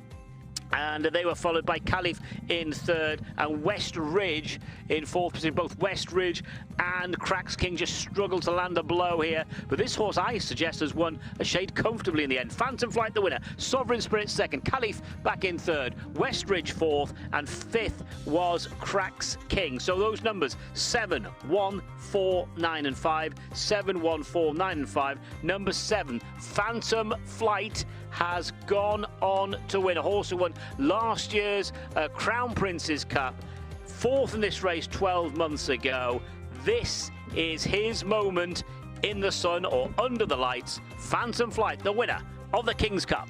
He beat Sovereign Spirit twice last year, and he's beaten him again. Of course, Sovereign Spirit had his measure in the King's Cup last year. Great call, Darren, alongside, but Phantom Flight it is who's won and gone 3 better, and I don't think there were any reasons for excusing Sovereign Spirit's run. I think he was perfectly set up. It was like watching the Crown Prince's Cup as he railed on that home bend once again. But in truth, he's just been beaten by a better horse. Connections were banging the drum that he'd been putting up some very, very good data, training beautifully as well. And as you quite rightly mentioned, George Scott in this particular race, and in these kind of international prestige races in the Kingdom of Bahrain, it's very special indeed. And that man aboard, well done indeed, Benoit de la Sayette, who's newly acquainted with this particular partnership, and after the season that he's had in Bahrain with success yesterday in Ecosystem, there you go. You're going to base yourself out in the Kingdom. These are the races that you're going to get noticed for most of all. Rosie Jessup walking alongside.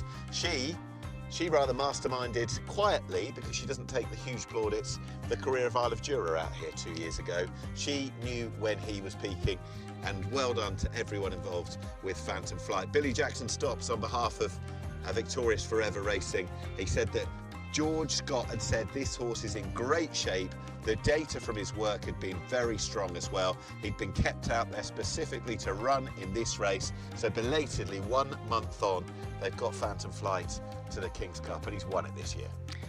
Just salute this team, yeah. George Scott and his team. You mentioned Rosie, an integral part of the team here in the Kingdom. George Scott, Victorious Forever. I just remember, we remember Isle of Jura with so much fondness, and it's just, we don't want to compare these horses now, but Phantom Flight winning for the George Scott, who just masterminds such a wonderful assault on racing here in Bahrain. And there's Rosie, all smiles, Rosie, leading in Phantom Flight. Last year, I mean, he's 2 from 2 in the Kingdom this season. He was brilliant when he came back. They took in Saudi, of course they did last time, but he's a gelding. I know he'll be 8 next year. He won a Crown Prince's Cup. He's now won a King's Cup. Isle of Jura did an unbelievable treble with the Triple Crown when he Sheikh Nasser's Cup in between. Maybe they'll come back and try something similar next year. It'll be difficult, but he's a special horse. He's really talented. The racing situation, the way that he can quicken really suits him. And George Scott, all smiles, rightly so. He knows that feeling. But after Isle of Jura, there's no guarantees you're going to do it again, so it's quite special. He's got not quite as talented a horse, but a special one in his own right. Yeah, let's enjoy this moment. Phantom Flight for Victorious Forever. George Scott, Benoit de la Salle. We really do take our hat off to George and the team, Victorious Forever. George and the team, they're just getting the debrief from Benoit de la Salle, who's having just a wonderful season here in the Kingdom. 16 winners now on the board, second in the Jockeys Championship. And I suggest that Phantom Flight won with a little bit in hand, but by the way he's hit the line. Sovereign Spirit has just gone down fighting. He was second in last year's Sheikh Nasser's Cup, and considering the connections here, they'll have one eye surely on winning that and completing, if not in the same season, don't get me wrong, Isle of Jura can't be repeated every year, but they'll have one eye on surely Sheikh Nasser's Cup next year as well to complete the set when it comes to those glorious trophies in the cabinet. And Phantom Flight, where would you see Phantom Flight in Europe, in Britain, in Europe? Because this is the horse who won enlisted company at Dundalk on the sand. Yes. Back in September. That was over 1.25 miles, 2,000 metres. Having had a bit of a summer in the UK where he ran okay, I thought, but he returned with real intensity back at Dundalk. I don't know whether the plan will be to go to the Bahrain International Trophy this time around, go to November. If they go to that same Dundalk race, and don't forget trainers are creatures of habit, in September, it would purely act as a springboard, and a good, valuable one, to going into the International Trophy, and then maybe trying these spring races as well. But he's quickened up absolutely beautifully. Khalif's run well, by the way. He's not as strong a stayer as the other two. The other two have got that ability to quicken and sustain it. Khalif ran on a bit, and he's took a fairly honourable third on the day. But other than that, the others have just been put in their place by a very classy animal. Yeah, Phantom Flight then the winner, just looking at the head-on now, going towards the final 100 metres. Phantom Flight in front of Sovereign Spirit at this stage. There was Khalif down the outside. It's a horse who's won in Group 1 company back in the day over 2,000 metres. That was 2 years ago when Khalif won a Group 1 in Germany. So this is a Group 3. Same sort of standard achievable in Europe? Well, the nice thing, I don't know, I was thinking about the status of this race, is a boost for Royal Champion Saudi Arabia form from last time. This fella who was beaten down the field that day, and of course Royal Champion, the hero of the Bahrain International Trophy, we mentioned that, and hopefully the status of going forward. Yeah, and there would be, if Phantom Flight goes back, there are plenty of races for that kind of horse across Europe. There you go. Well done, Rosie. Well done, George. Might bump into a certain Constitution Hill if you come home and take in a 1.25 miles, Group 3 or above. But that's a conversation for another day. We're missing out on all these celebrations now, aren't we? It's what, by not being there? Yeah. I just remember with fondness the day Isle of Jura won this race, and talking with Fauzi and the team, and they were plotting, right, what are we doing? And I just remember the two words Hardwick Stakes being mentioned. I know. I remember there, George Scott giving you a big hug and lauding the call that you did, and rightly so. It was a king's call for the King's Cup anyway. You've done another one today. They've weighed in. The result is official. That's good news. It is official. Phantom Flight has won the 2026 running of His Majesty the King's Cup in good style from number 1 Sovereign Spirit, who has gone down fighting. Third, number 4 Khalif. Fourth was number 9 Westridge, and fifth, number 5 Cracks King. Some good horses just unable to land a blow there behind, but a worthy winner for Victorious Forever, George Scott and Benoit de la Salle. Phantom Flight, the winner of the big one.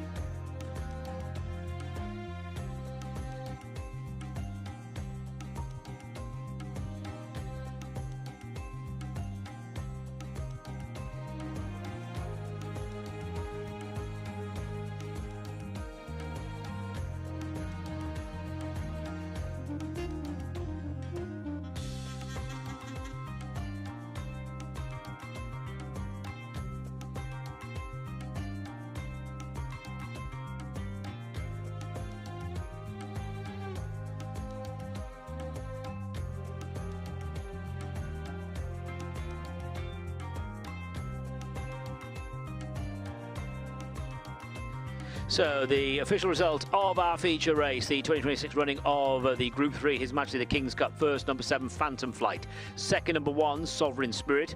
Third, number 4, Caliph.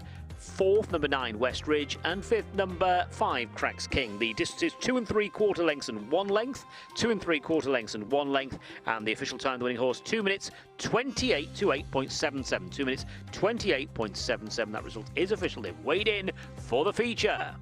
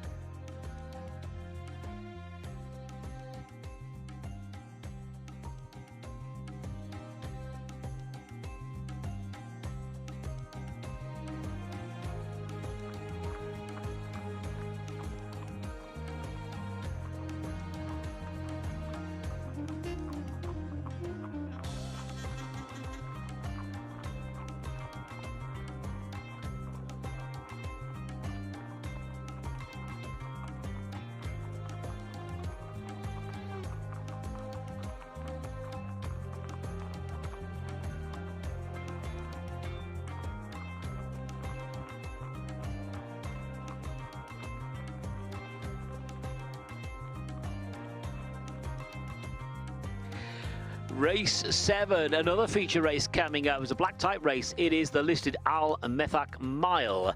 And this is the lineup. 1, Byline, Ibrahim Nada. 2, and Stefan Lajaj. 3, Percento, Hassan Al Safa. 4, High Royal, Neil Callan. 5, Memento, Alberto Sana. 6 is Pisner and Abdullah Faisal. And 7, Royal Scimitar, Hussein Askar. Just to confirm, number 8, Love is the Law, is a non-runner.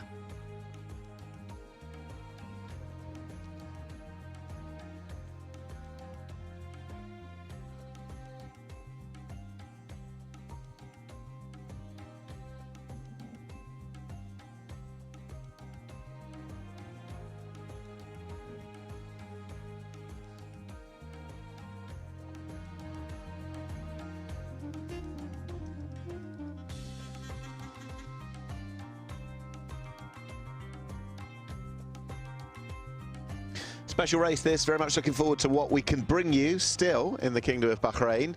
With the King's Cups behind us, we've got the Al METHAQ Mile. This is number 2, Athan, Stefan Lajaj for Fawzi Nas. Right in form, this horse who just toughed out into second in Sheikh Nasser's Cup last time behind Percento. Hard to win with in this, I'd imagine, though.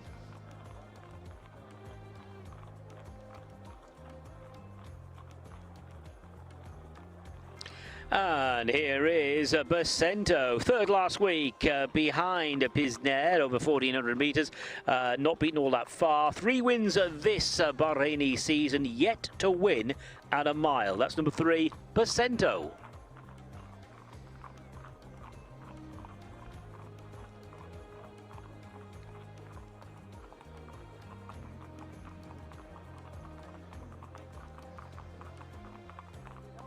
Athan and Percento, they meet again. Right, here he is. He absolutely cult horse 101 Byline, Ibrahim Nada, Daniel and Claire Kubler, and he has been the king for his previous trainer and indeed since being picked up and taken over by the Kublers. He's penalised, he's got a task at the ratings to beat High Royal. No retreat had his measure last time. He won this race 3 years ago. He's been a perennial, but everyone that is connected with this horse just smiles when you say a Byline, and even with the circumstances, the atmosphere, if he were to win, would be palpable.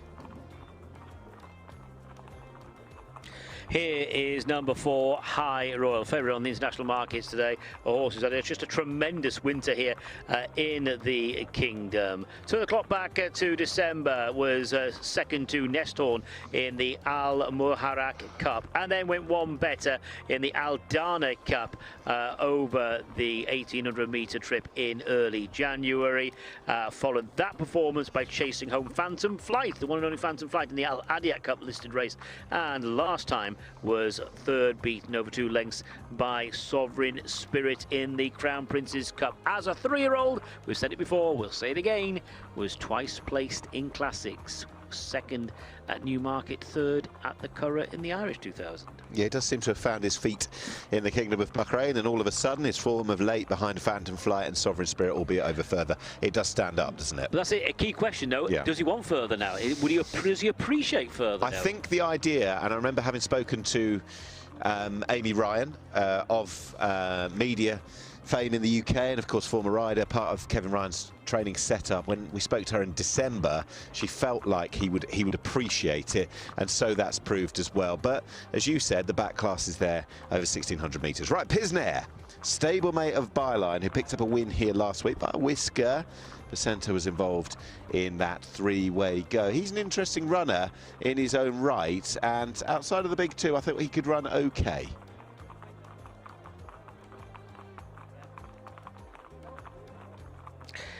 Let's pick up on number 5. This is Memento for Jabba Ramadan and Alberto Sanna. It's a long time since this horse hit the bullseye. No wins in the book since 2022. Most recent effort, finished behind Refreshment, beaten 4.5 lengths over 1800 metres. That's number 5, Memento.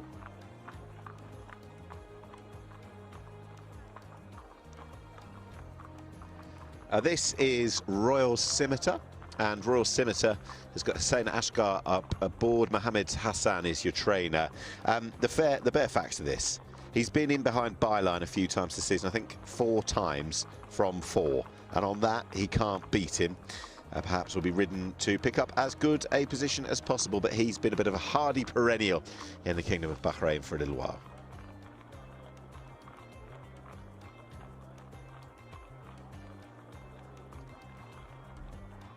Discussions going on with Daniel Kubler and his 2 jockeys. Daniel will be delighted to see, and will certainly know by now, he's had success in the UK today. Interesting on the international markets, quite how short Pisnair is in behind apparent first string for the yard, Byline. But there's not all that much between them. High Royal just edging the market from Byline, although there is little in the top of the betting. Pisnair in third, Bacento, Athan, and out a big jump to Royal Scimitar. But we had a big 2 feel earlier, and if this is anything like the domestic King's Cup, we are in for a treat of magnific proportion. Rosie Jessup's certainly busy tonight, isn't she? She is indeed. She's got many hats on, hasn't she? Yep, she's walking miles. Just looking at my notes here. Top-rated horse in Bahrain. This is from earlier on today. Phantom Flight. Phantom Flight. Stick to what you know, isn't it? Yeah. Neil Callan, who is on High Royal, and I'm sure given the awesome run of Barak earlier in the Derby and success, he's still working backwards from this. Byline, Ibrahim Nada, as I said, when we had him up on the stage and we were talking to him, interviewing him back in late January, just the smile that went across his mouth when talking about this horse, who is an institution in his own right. I don't know if fan mail's such a thing with horses in the Kingdom of Bahrain as it has been in the UK and Ireland over the years, but if it is, I'm sure he is the subject of it. He's been brilliant. He's bidding for career win number 19, and he's been here for so many years throughout, of course, the time of COVID-19. I think that was when he was beginning, when life was a little bit different, and he's managed to bridge the generations since then. He's the oldest horse in the race. He won this race 3 years ago. The quality no retreat has had his measure in recent times, and he's got a penalty to give away. But if anyone can do it, cliche alert, he really can, can't he? It sounds as though, Nick, that you're actually in the process of establishing a fan club for this horse. I'd do it. Yeah. I've got one for Galatia. Yes, she's a brilliant mare, isn't she? I don't think got form with Realm. Suddenly, I'm about to say, she's suddenly propelled herself to cult status as well. This will be a fascinating race. I would imagine, as per his winning ride on Phoenix Passion earlier, Neil Callan will be angling probably 2 off the leader at the top of the home straight, I would imagine, and then he'll want to kick on High Roar if that's how he plays it, because I think the horse has still got enough of a turn of foot to try and win the race with speed, notwithstanding the fact that he does stay that little bit further. But Byline might be in a similar position as well. He won't be too far off the head of things at the top of the home straight. Last time was a bit of a throwaway run for him, Byline, and I'd be inclined to give him another chance off the back of that, because we know his quality and we know how tractable he is around this track. Judged by the finishing effort of Pisnair, last week. Yep. You'd think the mile wouldn't be a problem for Pisnet. Correct, yeah, that's the way I'd see it. And I didn't quite realise, he's got a good rating, Pisnet, shouldn't be diminishing the achievements of him, but I didn't quite realise he'd be as short as he is in the international markets. He's got a lovely record, 8 from 22 overall. He won that domestic grade 1 over the 1400 metres, as you said last time. That wouldn't trouble me, the 16. I just thought it would be clear 2 picks at the top of the market, Byline and High Royal. And it's a well-held third. Yeah, yes, potentially. And I'd love to get in the mind of Daniel and Claire Kubler and see how they elect it, if there really is that much of a pecking order. It would have been a surprise if Ibrahim Nada had stepped against Byline. That would have been a statement in itself. How do you get off an institution in his own right? But maybe the market's telling us something to take note, but we'll see. So, runners now about to arrive at the start for this internationally acclaimed listed race, the Al METHAQ Mile. Our 7th race on today's glittering 8-race programme here in Bahrain. We've got improvers in there. Athan under that man, Stefan Lajaj, who's right in form, who's been toughing things out, looks to hold Bacento once again as well. A couple of these that are likely to be also rounds, you'd say raw scimitar. Memento, who finished 9th in this race 3 years ago. He's been out here for years, finished 5th in this last year as well. I'd imagine something similar would be a satisfactory run. I don't know. But even, do you know, actually, Amy Ryan was saying to me, with this fella, look at him. He's absolutely glorious. Almost got that superhero look with the red hood on.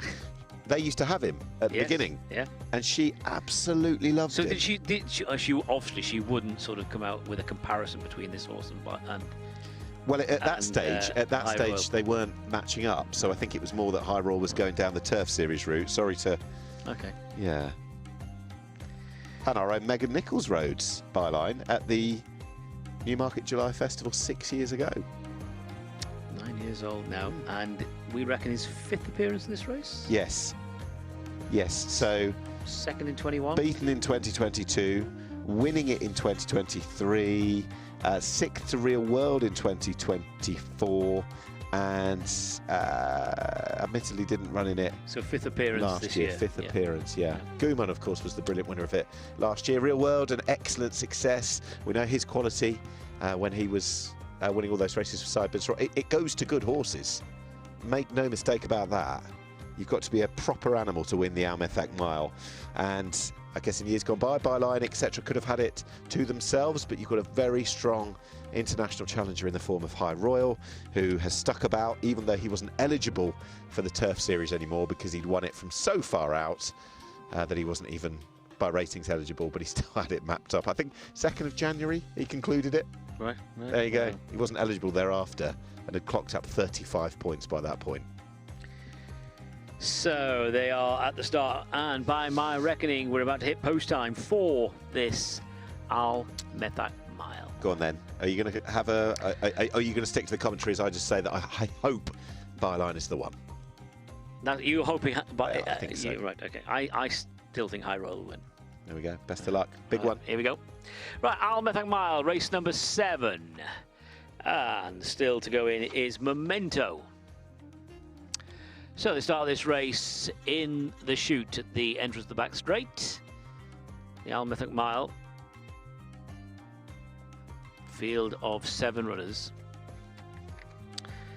Just waiting for Memento to get into position properly. That's it, all in. And they're ready, they're off.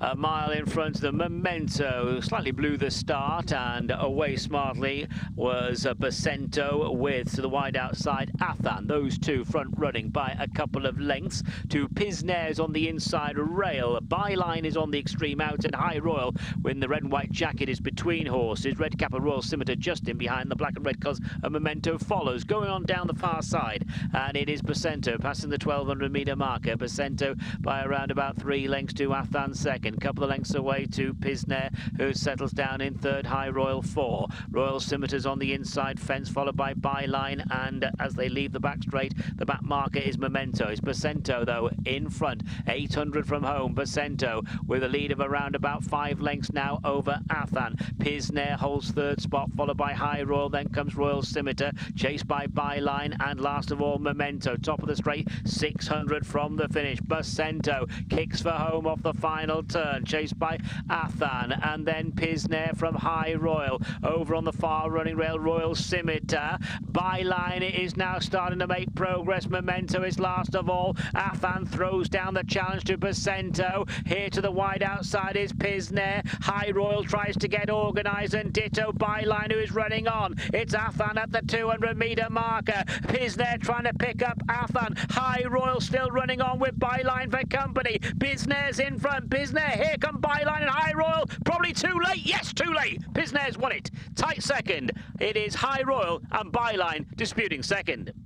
So Pisnair's won. Pisnair, for the first time, wins over a mile, but judged by his finishing effort recently, this wouldn't be a problem. He came from off the pace when winning here last week over 1400, and number 6, Pisnair's won. Big result for Al Adiat Racing and Daniel and Claire Kubler. They've got Byline involved in the photo for second place with High Royal. They were in a ding-dong tussle for the place. There's no doubt about the winner. That is number 6, Pisnair, and it is another big result today for Abdullah Faisal. He's having a really good day at the office. Here's the replay. Pisnair picking them up there as they enter the 200-metre marker, and Pisnair has won. High Royal has got second place, followed by Byline in third, and Athan has finished in fourth. So the result: first, number 6, Pisnair; second, number 4, High Royal; third, number 1, Byline; and fourth, number 2, Athan. Great finishing effort from Pisnair. That's his trademark now, I think. Hitting the line really well. Big result here for Al Adiat Racing, Daniel and Claire Kubler, and Abdullah Faisal.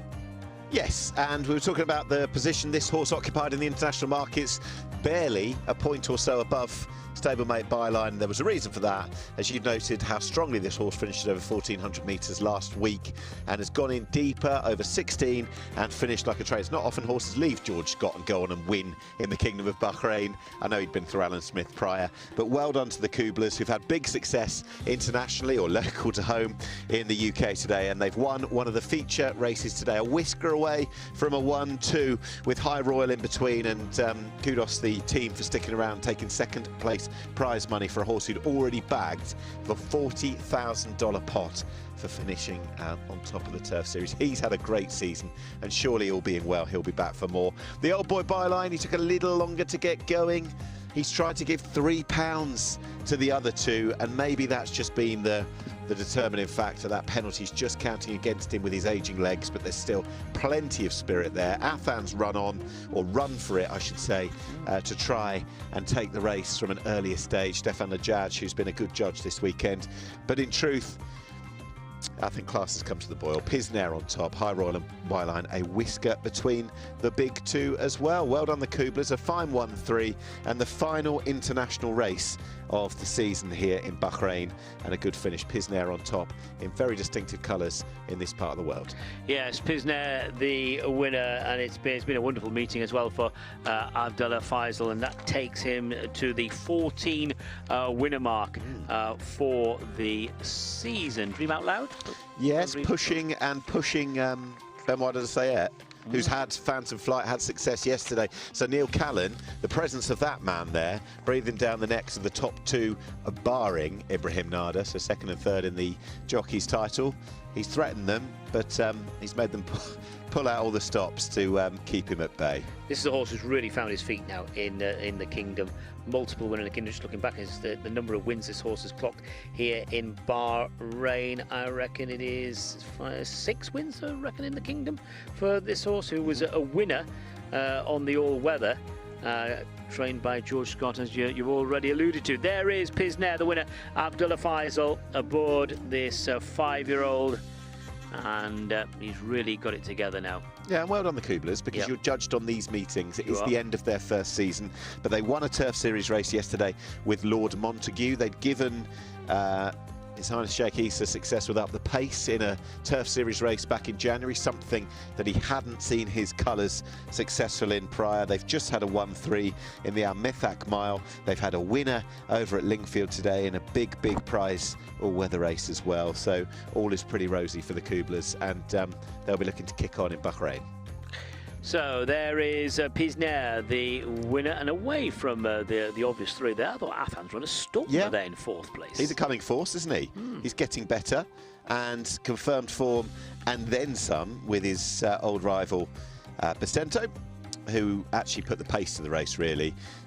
Went back up in trip to the 1600 metres, but he'd improved 20 ratings points throughout the season as well. So it's the culmination of a good campaign. I'd imagine, yes, Kevin Ryan will be probably disappointed not to have won the race on the day and taken the last big prize before heading home after the protracted stay with High Royal. But I'd imagine there's a fairly happy set of connections for most of our principals today in this race. Yeah, absolutely. I mean, you can't crap High Royal season. No, brilliant. Not at all. To win the Turf Series before or just about by the time 2026 had even rolled in, 2 weeks in. Unbelievable, really. Had it as a one-horse contest, so whereas the Sprint Series was separated 10 ways, you couldn't do that with High Royal. Maybe he's just cried out for that little bit longer now and doesn't have quite as much pace. Yeah, I suppose, judged by the way he's gone about his business there, because you said that bylines struggle to get organised. You could almost say the same for High Royal. He just couldn't quicken when he needed to quicken. Perhaps that tactical pace at 3 isn't quite there at 6, and 1800 metres around here and Turf Series races are more in his bag. But he'll have to drop down the handicap a little bit more if he's to come back for those kind of races next season. We'll see. 6, Pisner, the winner, bred by the Arcos family. Used to run in the Arcos family colours, of course, this horse.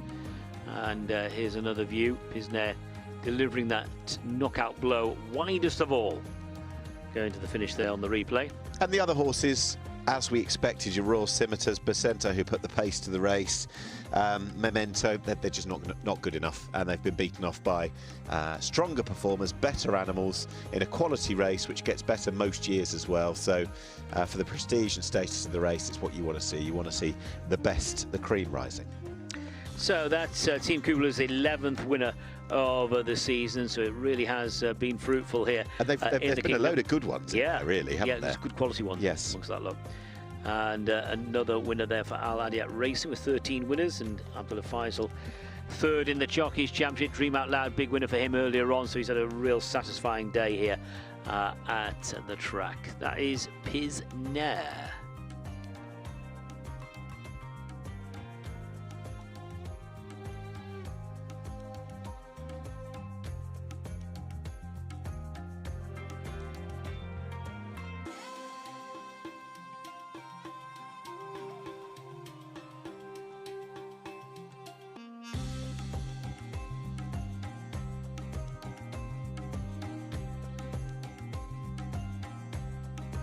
And the results now official for race 7. They have weighed in.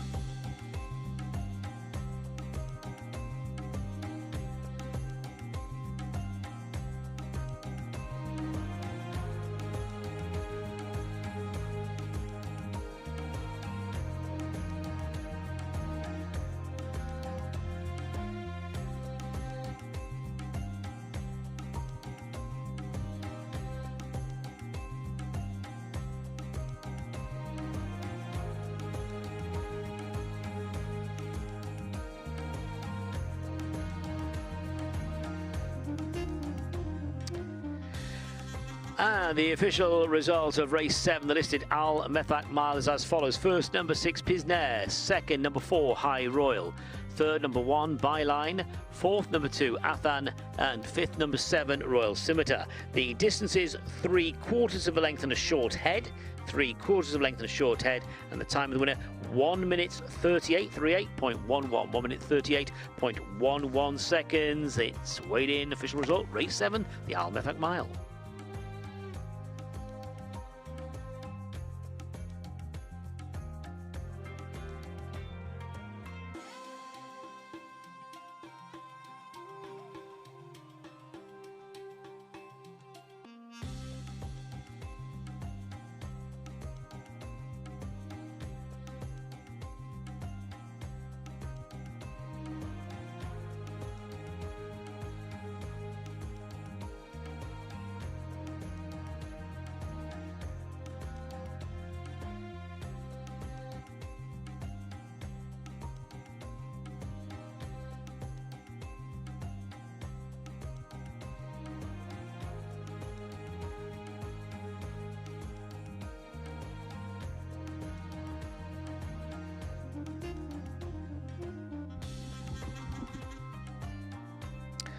So let's take a look at the field for our finale today. Race number 8, the AVENUES-BAHRAIN Cup. It is over a mile, 1,600 metres, the journey for the locally bred thoroughbreds.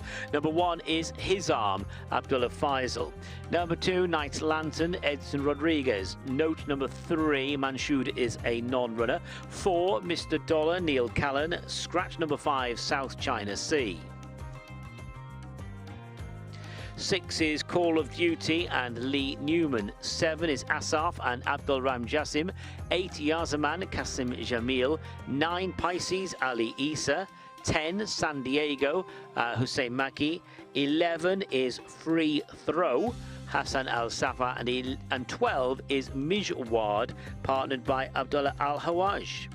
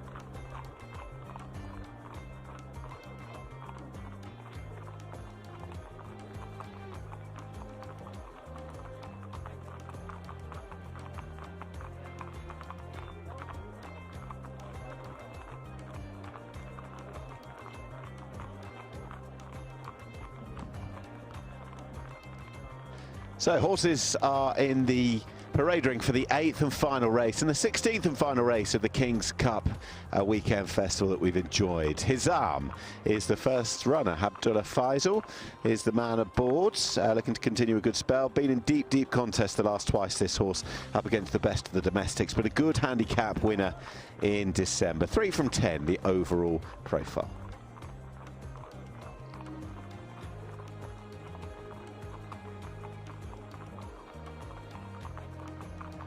Let's move on to number 2, Night Lantern. And Night Lantern coming down in grade, having won a grade 2 last time, beat Kazama by a really convincing 5 3/4 lengths. That was over 1,400 metres, has won over today's trip of the mile. 3 lifetime wins for this mare. That's number 2, Night Lantern.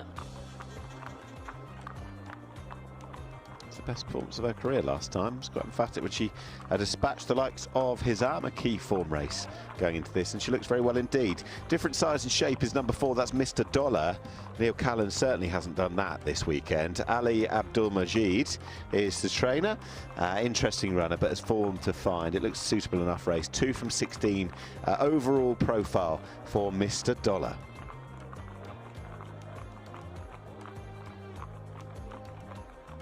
Six is a Call of Duty. This horse actually won a sprint over 1,200 metres by quite a big margin for a sprint as well, beating Princess of Monaco.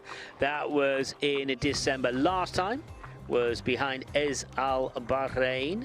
That was beaten ahead by Ez Al Bahrain. Over 1,400 metres. Winner of 1 race then.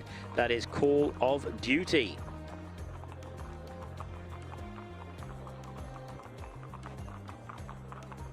Asaf is 7. Abdulrahim Jassim, who's already had a winner on the card and looking to end it as well with success. Came 3rd in the race that Darren alluded to there, the one where Ez Al Bahrain was successful. That is a race where Ez Bahrain has come out and since been beaten in better company. We saw that earlier today. Was never in the race whatsoever before getting up very late for 3rd and is proven over further. Going back up in trip looks a solid option for Asaf. Number 8 is Yazaman. This horse has had 16 career starts, but overall has been lightly raced this season in the Kingdom. 3 runs, hasn't run since December, finished 3rd behind the Minder and Fatal Obsession. That was over a slightly longer trip, and did win over this trip, beating Bayrak and Kawafi. Won that race really convincingly. That was in an apprentices race back in November. That is Yazaman.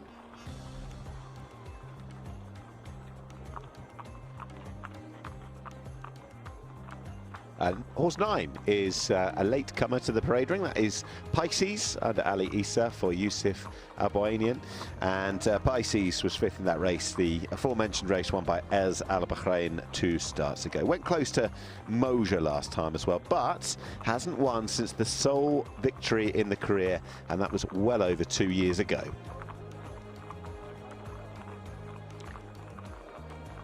Here's number 10, San Diego. Now, I do feel this horse is improving.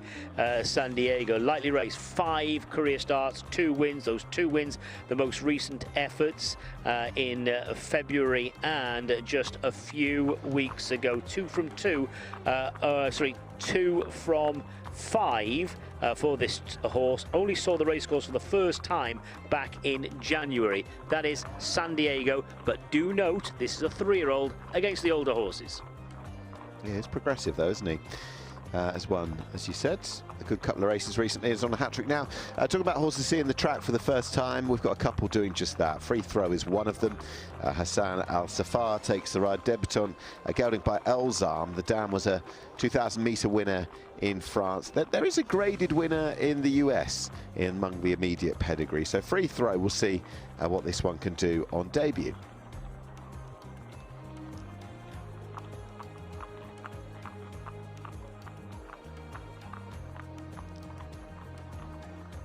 And here is Mijwad for Robert McDowell.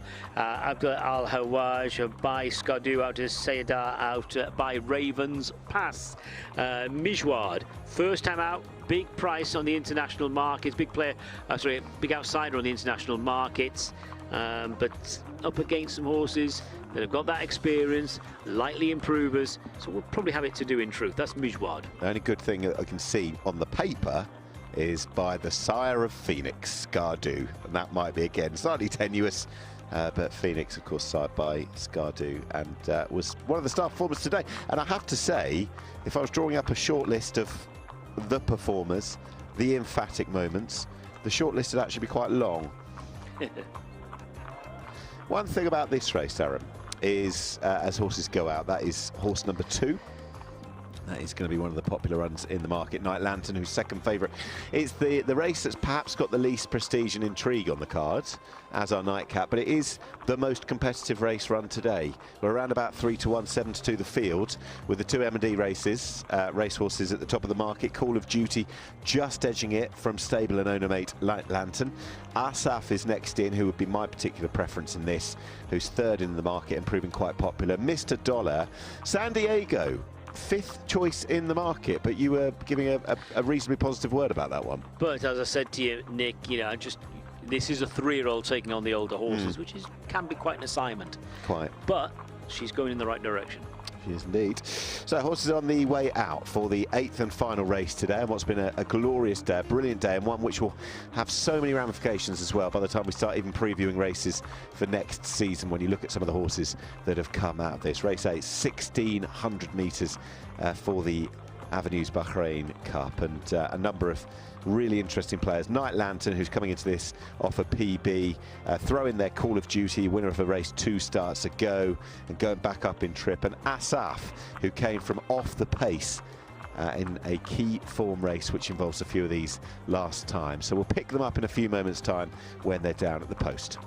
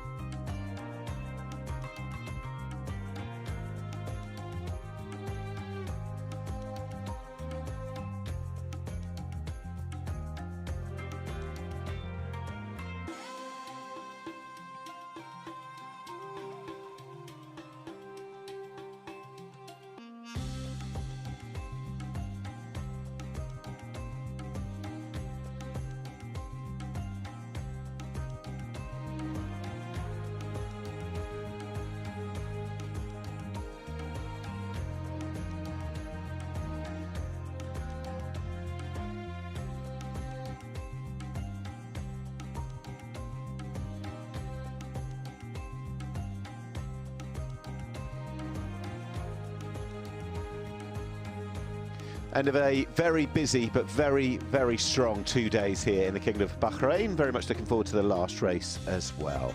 And it's for a lower profile of horse than we've had over the last couple of hours or so, but nonetheless an intriguing race. I think that's fair to say. And it's a key form line from the 29th of January, which draws together a load of these. Ez Al Bahrain won the race. but it's the run of Call of Duty in second under Lee Newman that day, who also rides here, and Asaf in third, throwing Pisces, who was further back in fifth, which rather stands up as a key form line in this.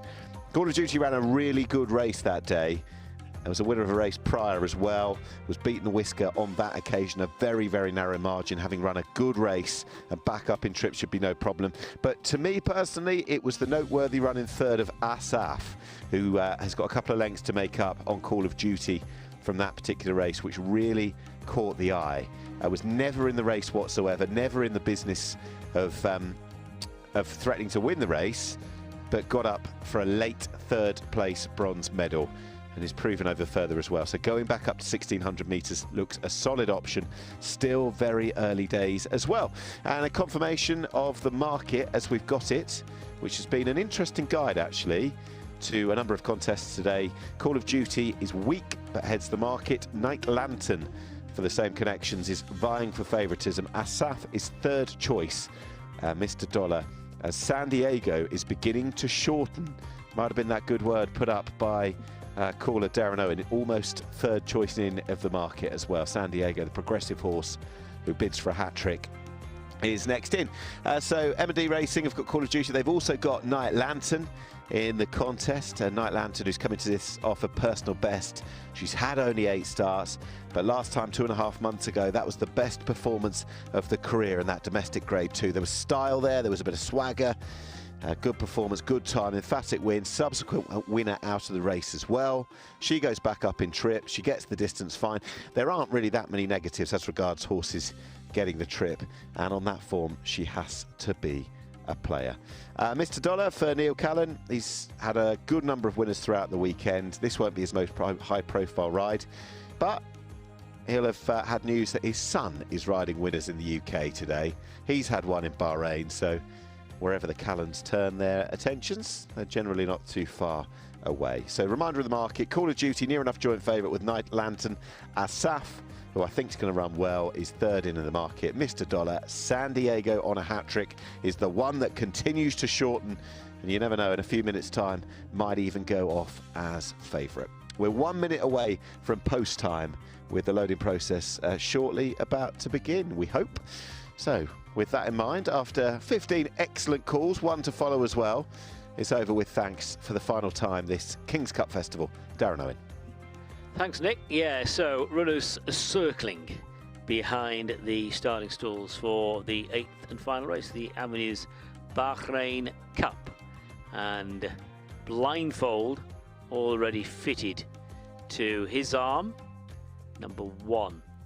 His arm, winner over 1400 back in December. So we've got 2 newcomers in this race.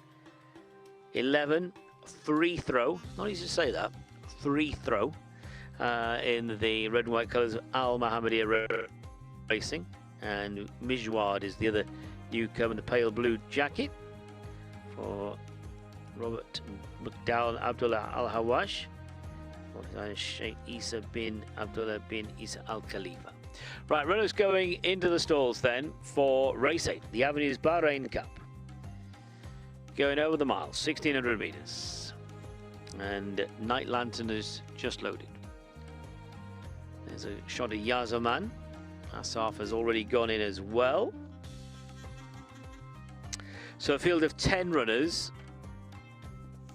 There's free throw. Watching San Diego, the 3-year-old, going into the stalls. 3-year-old against the older horses. And Call of Duty moves into place, as does Pisces. Pisces drawn on the inside in stall 1.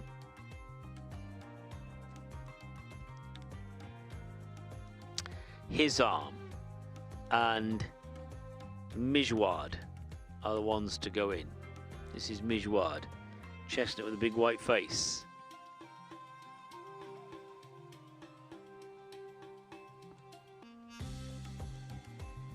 So Mijwad holding up.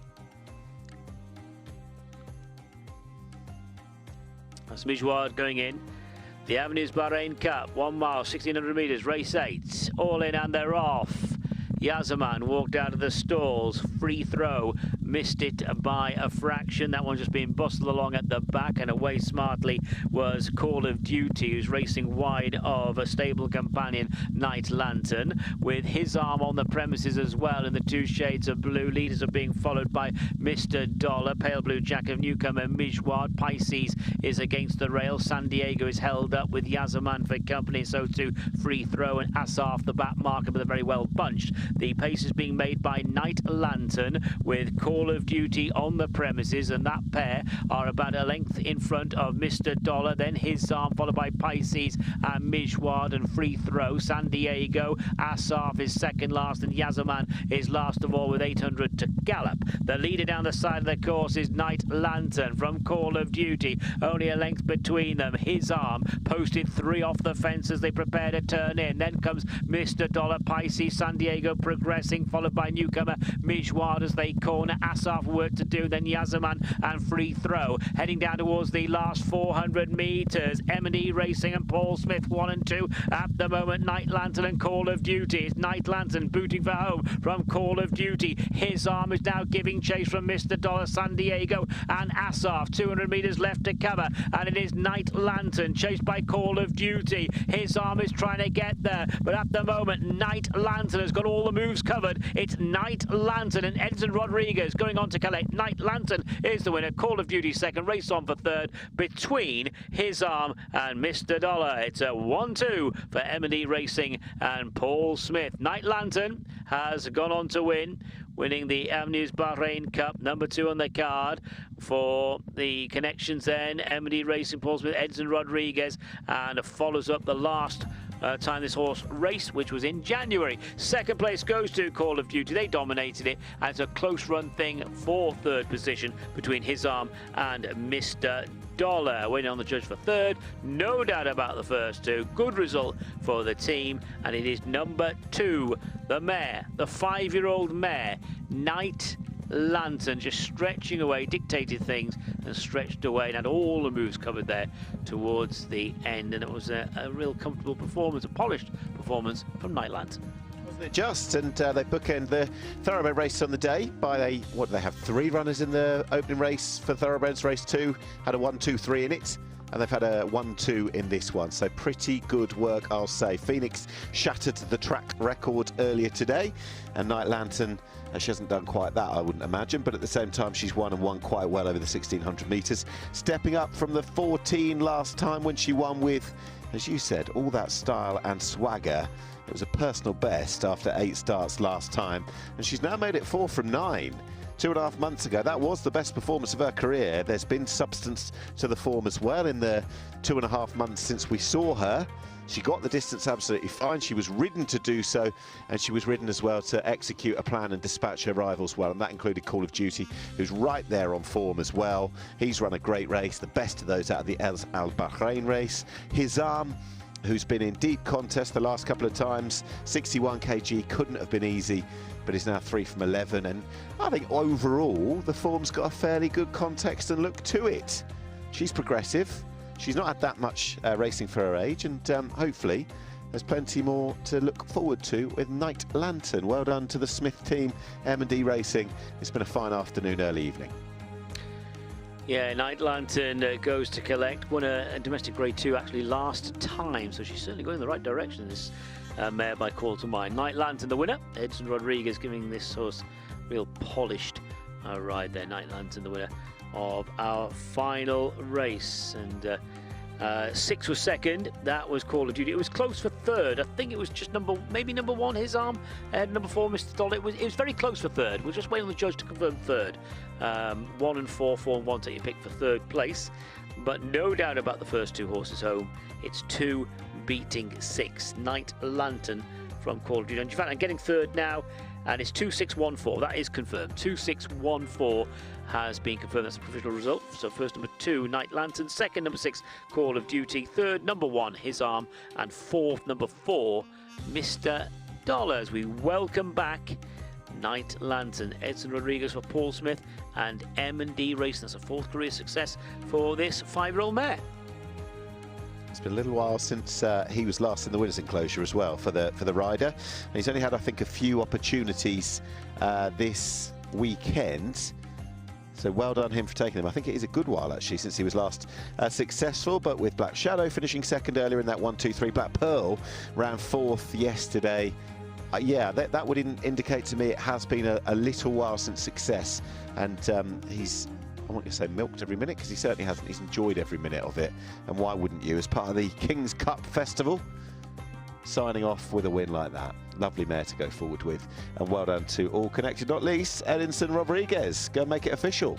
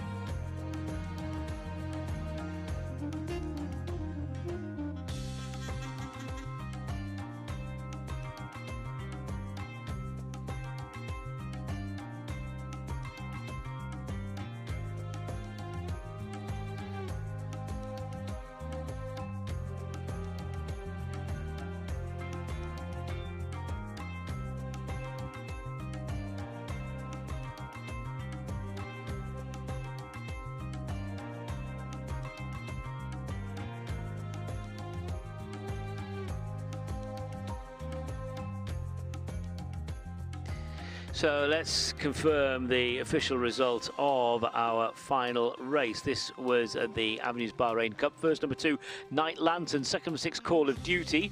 Third, number 1, His Arm. Fourth, number 4, Mr. Dollar. And fifth, number 7, Asaf. The distances, 3 lengths and 3 1/4 lengths. 3 lengths and 3 1/4 lengths. And the official time of the winning horse, 1 minute 37. That's 37.22. 1 minute 37.22. That result is officially weighed in for race 8.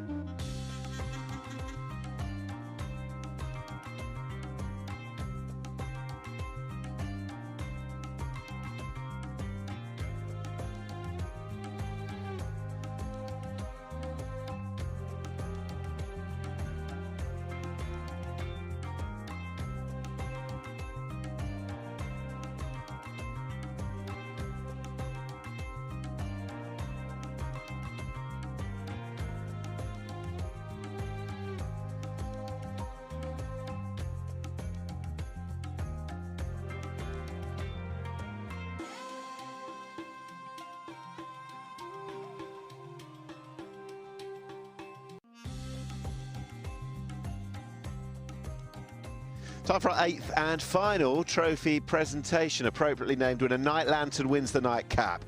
And it was the Avenues Cup, presented by Mr. Firas Barakat, Chief Executive Officer of the Avenues-Bahrain, and presenting to the man who celebrated along with his winning trainer, of course. Well done to jockey Edinson Rodriguez.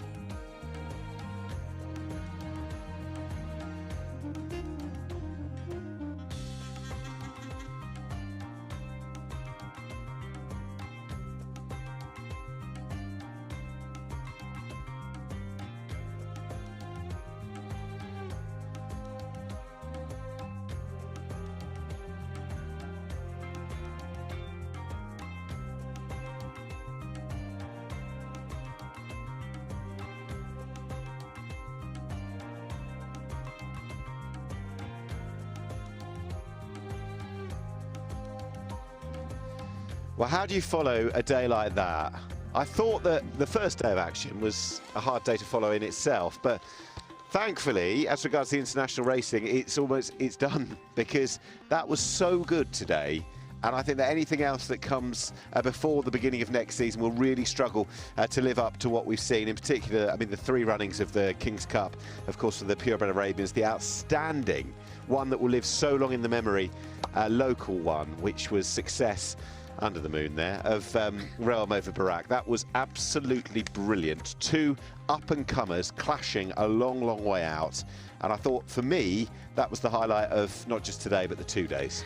Yeah, I wouldn't dispute that, Nick. It was superb. It lived up to its billing. You know, so often when we build these races up, they don't always deliver. And to be honest with you, when they turned into this race, I didn't think it was going to deliver them, because both Realm and Barak had work to do. But by golly, did they serve us up a treat inside the last 200 metres, with Realm prevailing by a head. And it's great to see these local horses just stepping forward. And we'd already, although we didn't have the excitement of a thrilling finish, we had the breathtaking performance of Phoenix earlier on in the day in winning our second race in course record time for the 1400 metres. Well, he's a local champion in waiting, isn't he? He is. The only horse that's beaten him, or the only time he's been beaten in a race, I should asterisk, Realm. There you go. So it was all there. It feels it's like, so easy now, isn't it? It feels like it was the anointing or the passing on of the baton with the next season in mind, to look for the new local stars. And I think today we probably found them. We've found 3. We've found 3. We've got Phoenix at the mile. We've got the Derby hero Realm. The Derby hero Barak and the mare Realm at the 2,400 metres. And just going back to that race, I said to you when we were watching the replay, Barak actually had first run on the mare. And she's just got there and dug deep. But all credit to the 2. They do. Neither horse loses out there in terms of their courage, their bravery, and their ability. Realm and Barak really did serve us up a treat in that race. And that, you know, many people said, well, that was just the appetizer for what was to come. You know, and the big race, your Sovereign Spirit came here for the big race, looking to win it back-to-back years, and then Phantom Flight for George Scott, victorious forever. And Benoit gave this horse a superb ride. Was 4th in the race last year, but he's 7 years old now. Yeah, I was going to say he's come of age, but he's always been around. He has. He's better this year than he was last year, I would say, in 2 epic wins in the Kingdom of Bahrain. He won the Crown Prince's Cup, and he also beat Sovereign Spirit twice last year. Sovereign Spirit, of course, had his measure in the King's Cup, but they have had quite a protracted rivalry, and the score now reads, I think, 3-1 in the direction of Phantom Flight. Sovereign Spirit has had every chance. From the top of the home straight, he was in position A, as he was in the King's Cup, the Crown Prince's Cup, I should say. He didn't stop. He beat the rest hands down. He was a length clear of Caliph at the line, and in truth, I think he's run his race. He's just been passed by a very good horse, conditioned by a man who gets horses to peak at this time of year in this kind of race in the Kingdom of Bahrain. It's now a Group 3. It wasn't when Isle of Jura won it, but I think it was the work that Isle of Jura did 2 years ago which has cemented this race with a real international status and a huge prize pot, and long may that continue. So that was Group 3. Yep. Right. Are we expecting this horse now to be able to win a Group 3 in Britain, in Europe, or perhaps even a Group 2? Well, my idea, thinly thought out really, as the mine tend to be, is that why not, with a horse like this, think about Midsummer, think about the July Festival at Newmarket, which is sponsored by the Kingdom of Bahrain, or certainly was. You've got the Mile 4 Princess of Wales' Stakes, which is 2,400 metres group race. Quick summer, good to firm ground as it should be. Don't necessarily get a huge field because Royal Ascot, of course, is just a couple of weeks before, and there are other summer targets, maybe internationally as well. They could go for something like that. If not, they could have a crack at the Hardwick at Royal Ascot. That would be much deeper. But presumably, given that he is in Victorious Forever colours, considering the Sheikh Nasser connotations, he's won the Crown Prince's, he's won the King's Cup, he came second in Sheikh Nasser's race last year. I know he's getting on a bit. Bring him back next year with the Triple Crown in mind, and perhaps even a try at the Bahrain International Trophy in between time, because he's deadly here. It wouldn't surprise me to see him in that field for the International. Good enough. Yeah. It wouldn't surprise me to see him in that field. And it seems to be going to those maturing horses. Spirit, Dancer, and of course what we saw with Royal Champion, horses that are at slightly evergreen age, but at the same time quality animals who are standing the test of time. And I think this guy's right up there. He's doing very well for George Scott, and George Scott time and again proving what it takes to win in the Kingdom of Bahrain, and that's been a theme the last couple of days. Hugo Palmer did it yesterday. It's a tried and trodden path, but it gets better. The standard of opposition is better and better every year, so you've got to keep evolving, you've got to keep on the front foot, and these guys seem to know how to do it. So impressed. Great to see an older horse get that big win on the board. Great to see the older horse. Absolutely, believe the form as well. Sovereign Spirit beaten into second. Khalif has run a super race. The local star into third. Westridge and Cracks King presumably running their races. That might just be as good as they are in fourth and fifth as well. And a quick word on Pisnair, because he's going in the right direction. Pisnair is going, and he might just have that much more pace these days than High Royal and Byline. Anyway, let's get back to the start of the card and race one, which was billed as the anointing, once again, of the star purebred Arabian Tuwaisan 1844, but it wasn't his day. And look at that key move Abdul Rahim Jassim performed on the victorious Forever owned Kahelen Al Adia 1894, got to the lead, injected pace, enterprising stuff, catch me if you can, and he delivered a sucker punch a long way out. Tuwaisan wasn't at his best. Bayan 1777 finished second. He always runs well in this race, but enterprising ride, well executed, and great performance, Kahelen Al Adiyat. Yeah, absolutely. It was all about that ride for me from Abdul Rahim Jassim, establishing that good 10-length lead. And yeah, Bayan 1777, and in particular Tuwaisan 1844, just a little bit underwhelming when they tried to make an effort at the top of the straight. And afterwards, His Highness Sheikh Isa bin Salman bin Hamad Al Khalifa, Minister of Prime Minister's Court, presented to trainer Yusuf Taya, and what a great success that was. What about race number 5 later on in the card as the thoroughbreds took centre stage, and the best of the locals, they came to the fore. This is the race we've lauded. Realm versus Barak. Would the big two come to the fore? Well, it took late into the race for that to materialise. You mentioned the word narrative, Darren. We got our narrative, boy oh boy, didn't we? And look at Barak there. You can see Barak in the Al Mohammedia Racing colours mid-division. He perhaps just didn't settle. He's a little bit buzzy in the early stages. Here they are now preparing to turn into the straight. Manikan was in front, taken on by Mediterranean Moon. Lee Newman gave that horse a fine ride, just kicking at the top of the straight. Things didn't go Hattab's way. He was on his nose at the start, had to take a wide course. But there, going down to the 400, Barak's actually got first run on the mare, Realm. But here we are now into the last 200 metres. Realm right alongside Barak, noses to the front. They had a titanic duel all the way to the line, and a head split them. It was a result and a race and a performance fit for a king. The second of our King's Cup, this one for the domestic thoroughbreds. And there you go, that's a king of a rider as well. He's racing royalty out there nowadays. He enjoyed that. He enjoyed it. He did, didn't he? It's the one where you can showcase yourself. The rest of the world is watching on.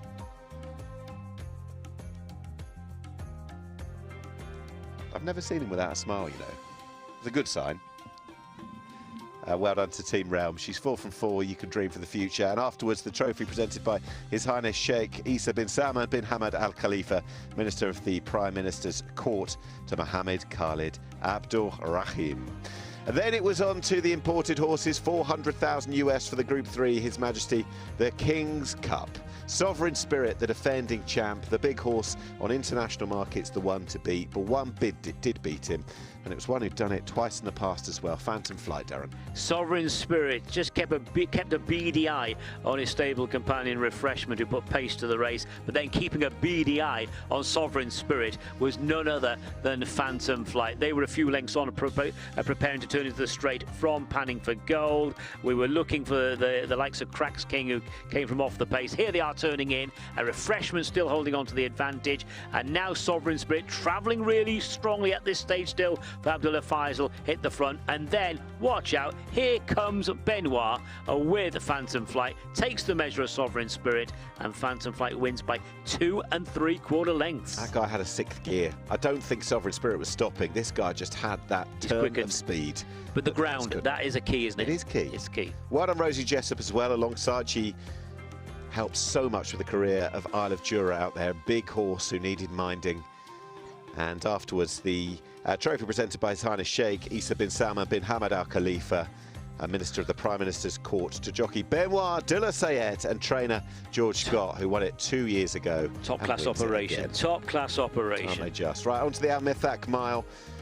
And what we wanted to see was class come to the fore, and I think we saw it, but a slightly new order for the same connections. Pisnair. We saw Pisnair winning over 1400, hitting the line strongly last week. He'd yet to win over a mile 1600. No problems there, no issues. I like the way he hit the line last week. He's hit the line really well here, taking the measure of High Royal, who's had a really good season, and local hero Byline. And this was a proud one for the winning owner. You can guarantee that. And here we go, off the METHAQ mile, presented by His Highness Sheikh Faisal bin Rashid bin Isa Al Khalifa, Vice Chairman of Rashid Equestrian and Horse Racing Club, to His Highness Sheikh Isa bin Salman bin Hamad Al Khalifa, Minister of the Prime Minister's Court, and one very, very happy owner, along with one half of the training duo, Daniel Kubler. And that just about brings to a close a wonderful 2 days. Sarah, thank you very much indeed. That's all, folks, yes. I love that. Yesterday was great, but I think today reached, I'm going to use that again, a 6th gear. We got there. We staged the international races. All credit to everybody involved. Completely. You know, from everyone at the Bahrain Turf Club to the connections of the horses. Absolutely first-class operation. They divvied up the sprint series. They did the right thing there. They were able to stage the last 2 sprint race, or the last 2 turf series races yesterday, and the quality card besides as well. 4 weeks later than planned, but due to the exceptional circumstances, I think it is gold stars all round, not least yourself as well, for 16 great calls. Well, thanks for the company. It's been fantastic. It's fantastic. Realm versus Barak. I want round 2 between the pair when we get going. You're always again. Wanting more. I'm You're always greedy. Wanting more. You're greedy. Well, listen, I know the waistline says that as well. Right. We will see you again next week, racing in the Kingdom of Bahrain, back on the 9th of April, with 3 fixtures still to go this season. But as regards the international racing and, of course, the big stuff, we've left it behind for 2025-26. Looking forward to doing it all again next time. But from myself, Darren alongside, and from everyone working on this production, thank you very much for joining us, and have a wonderful weekend. We'll see you again very soon.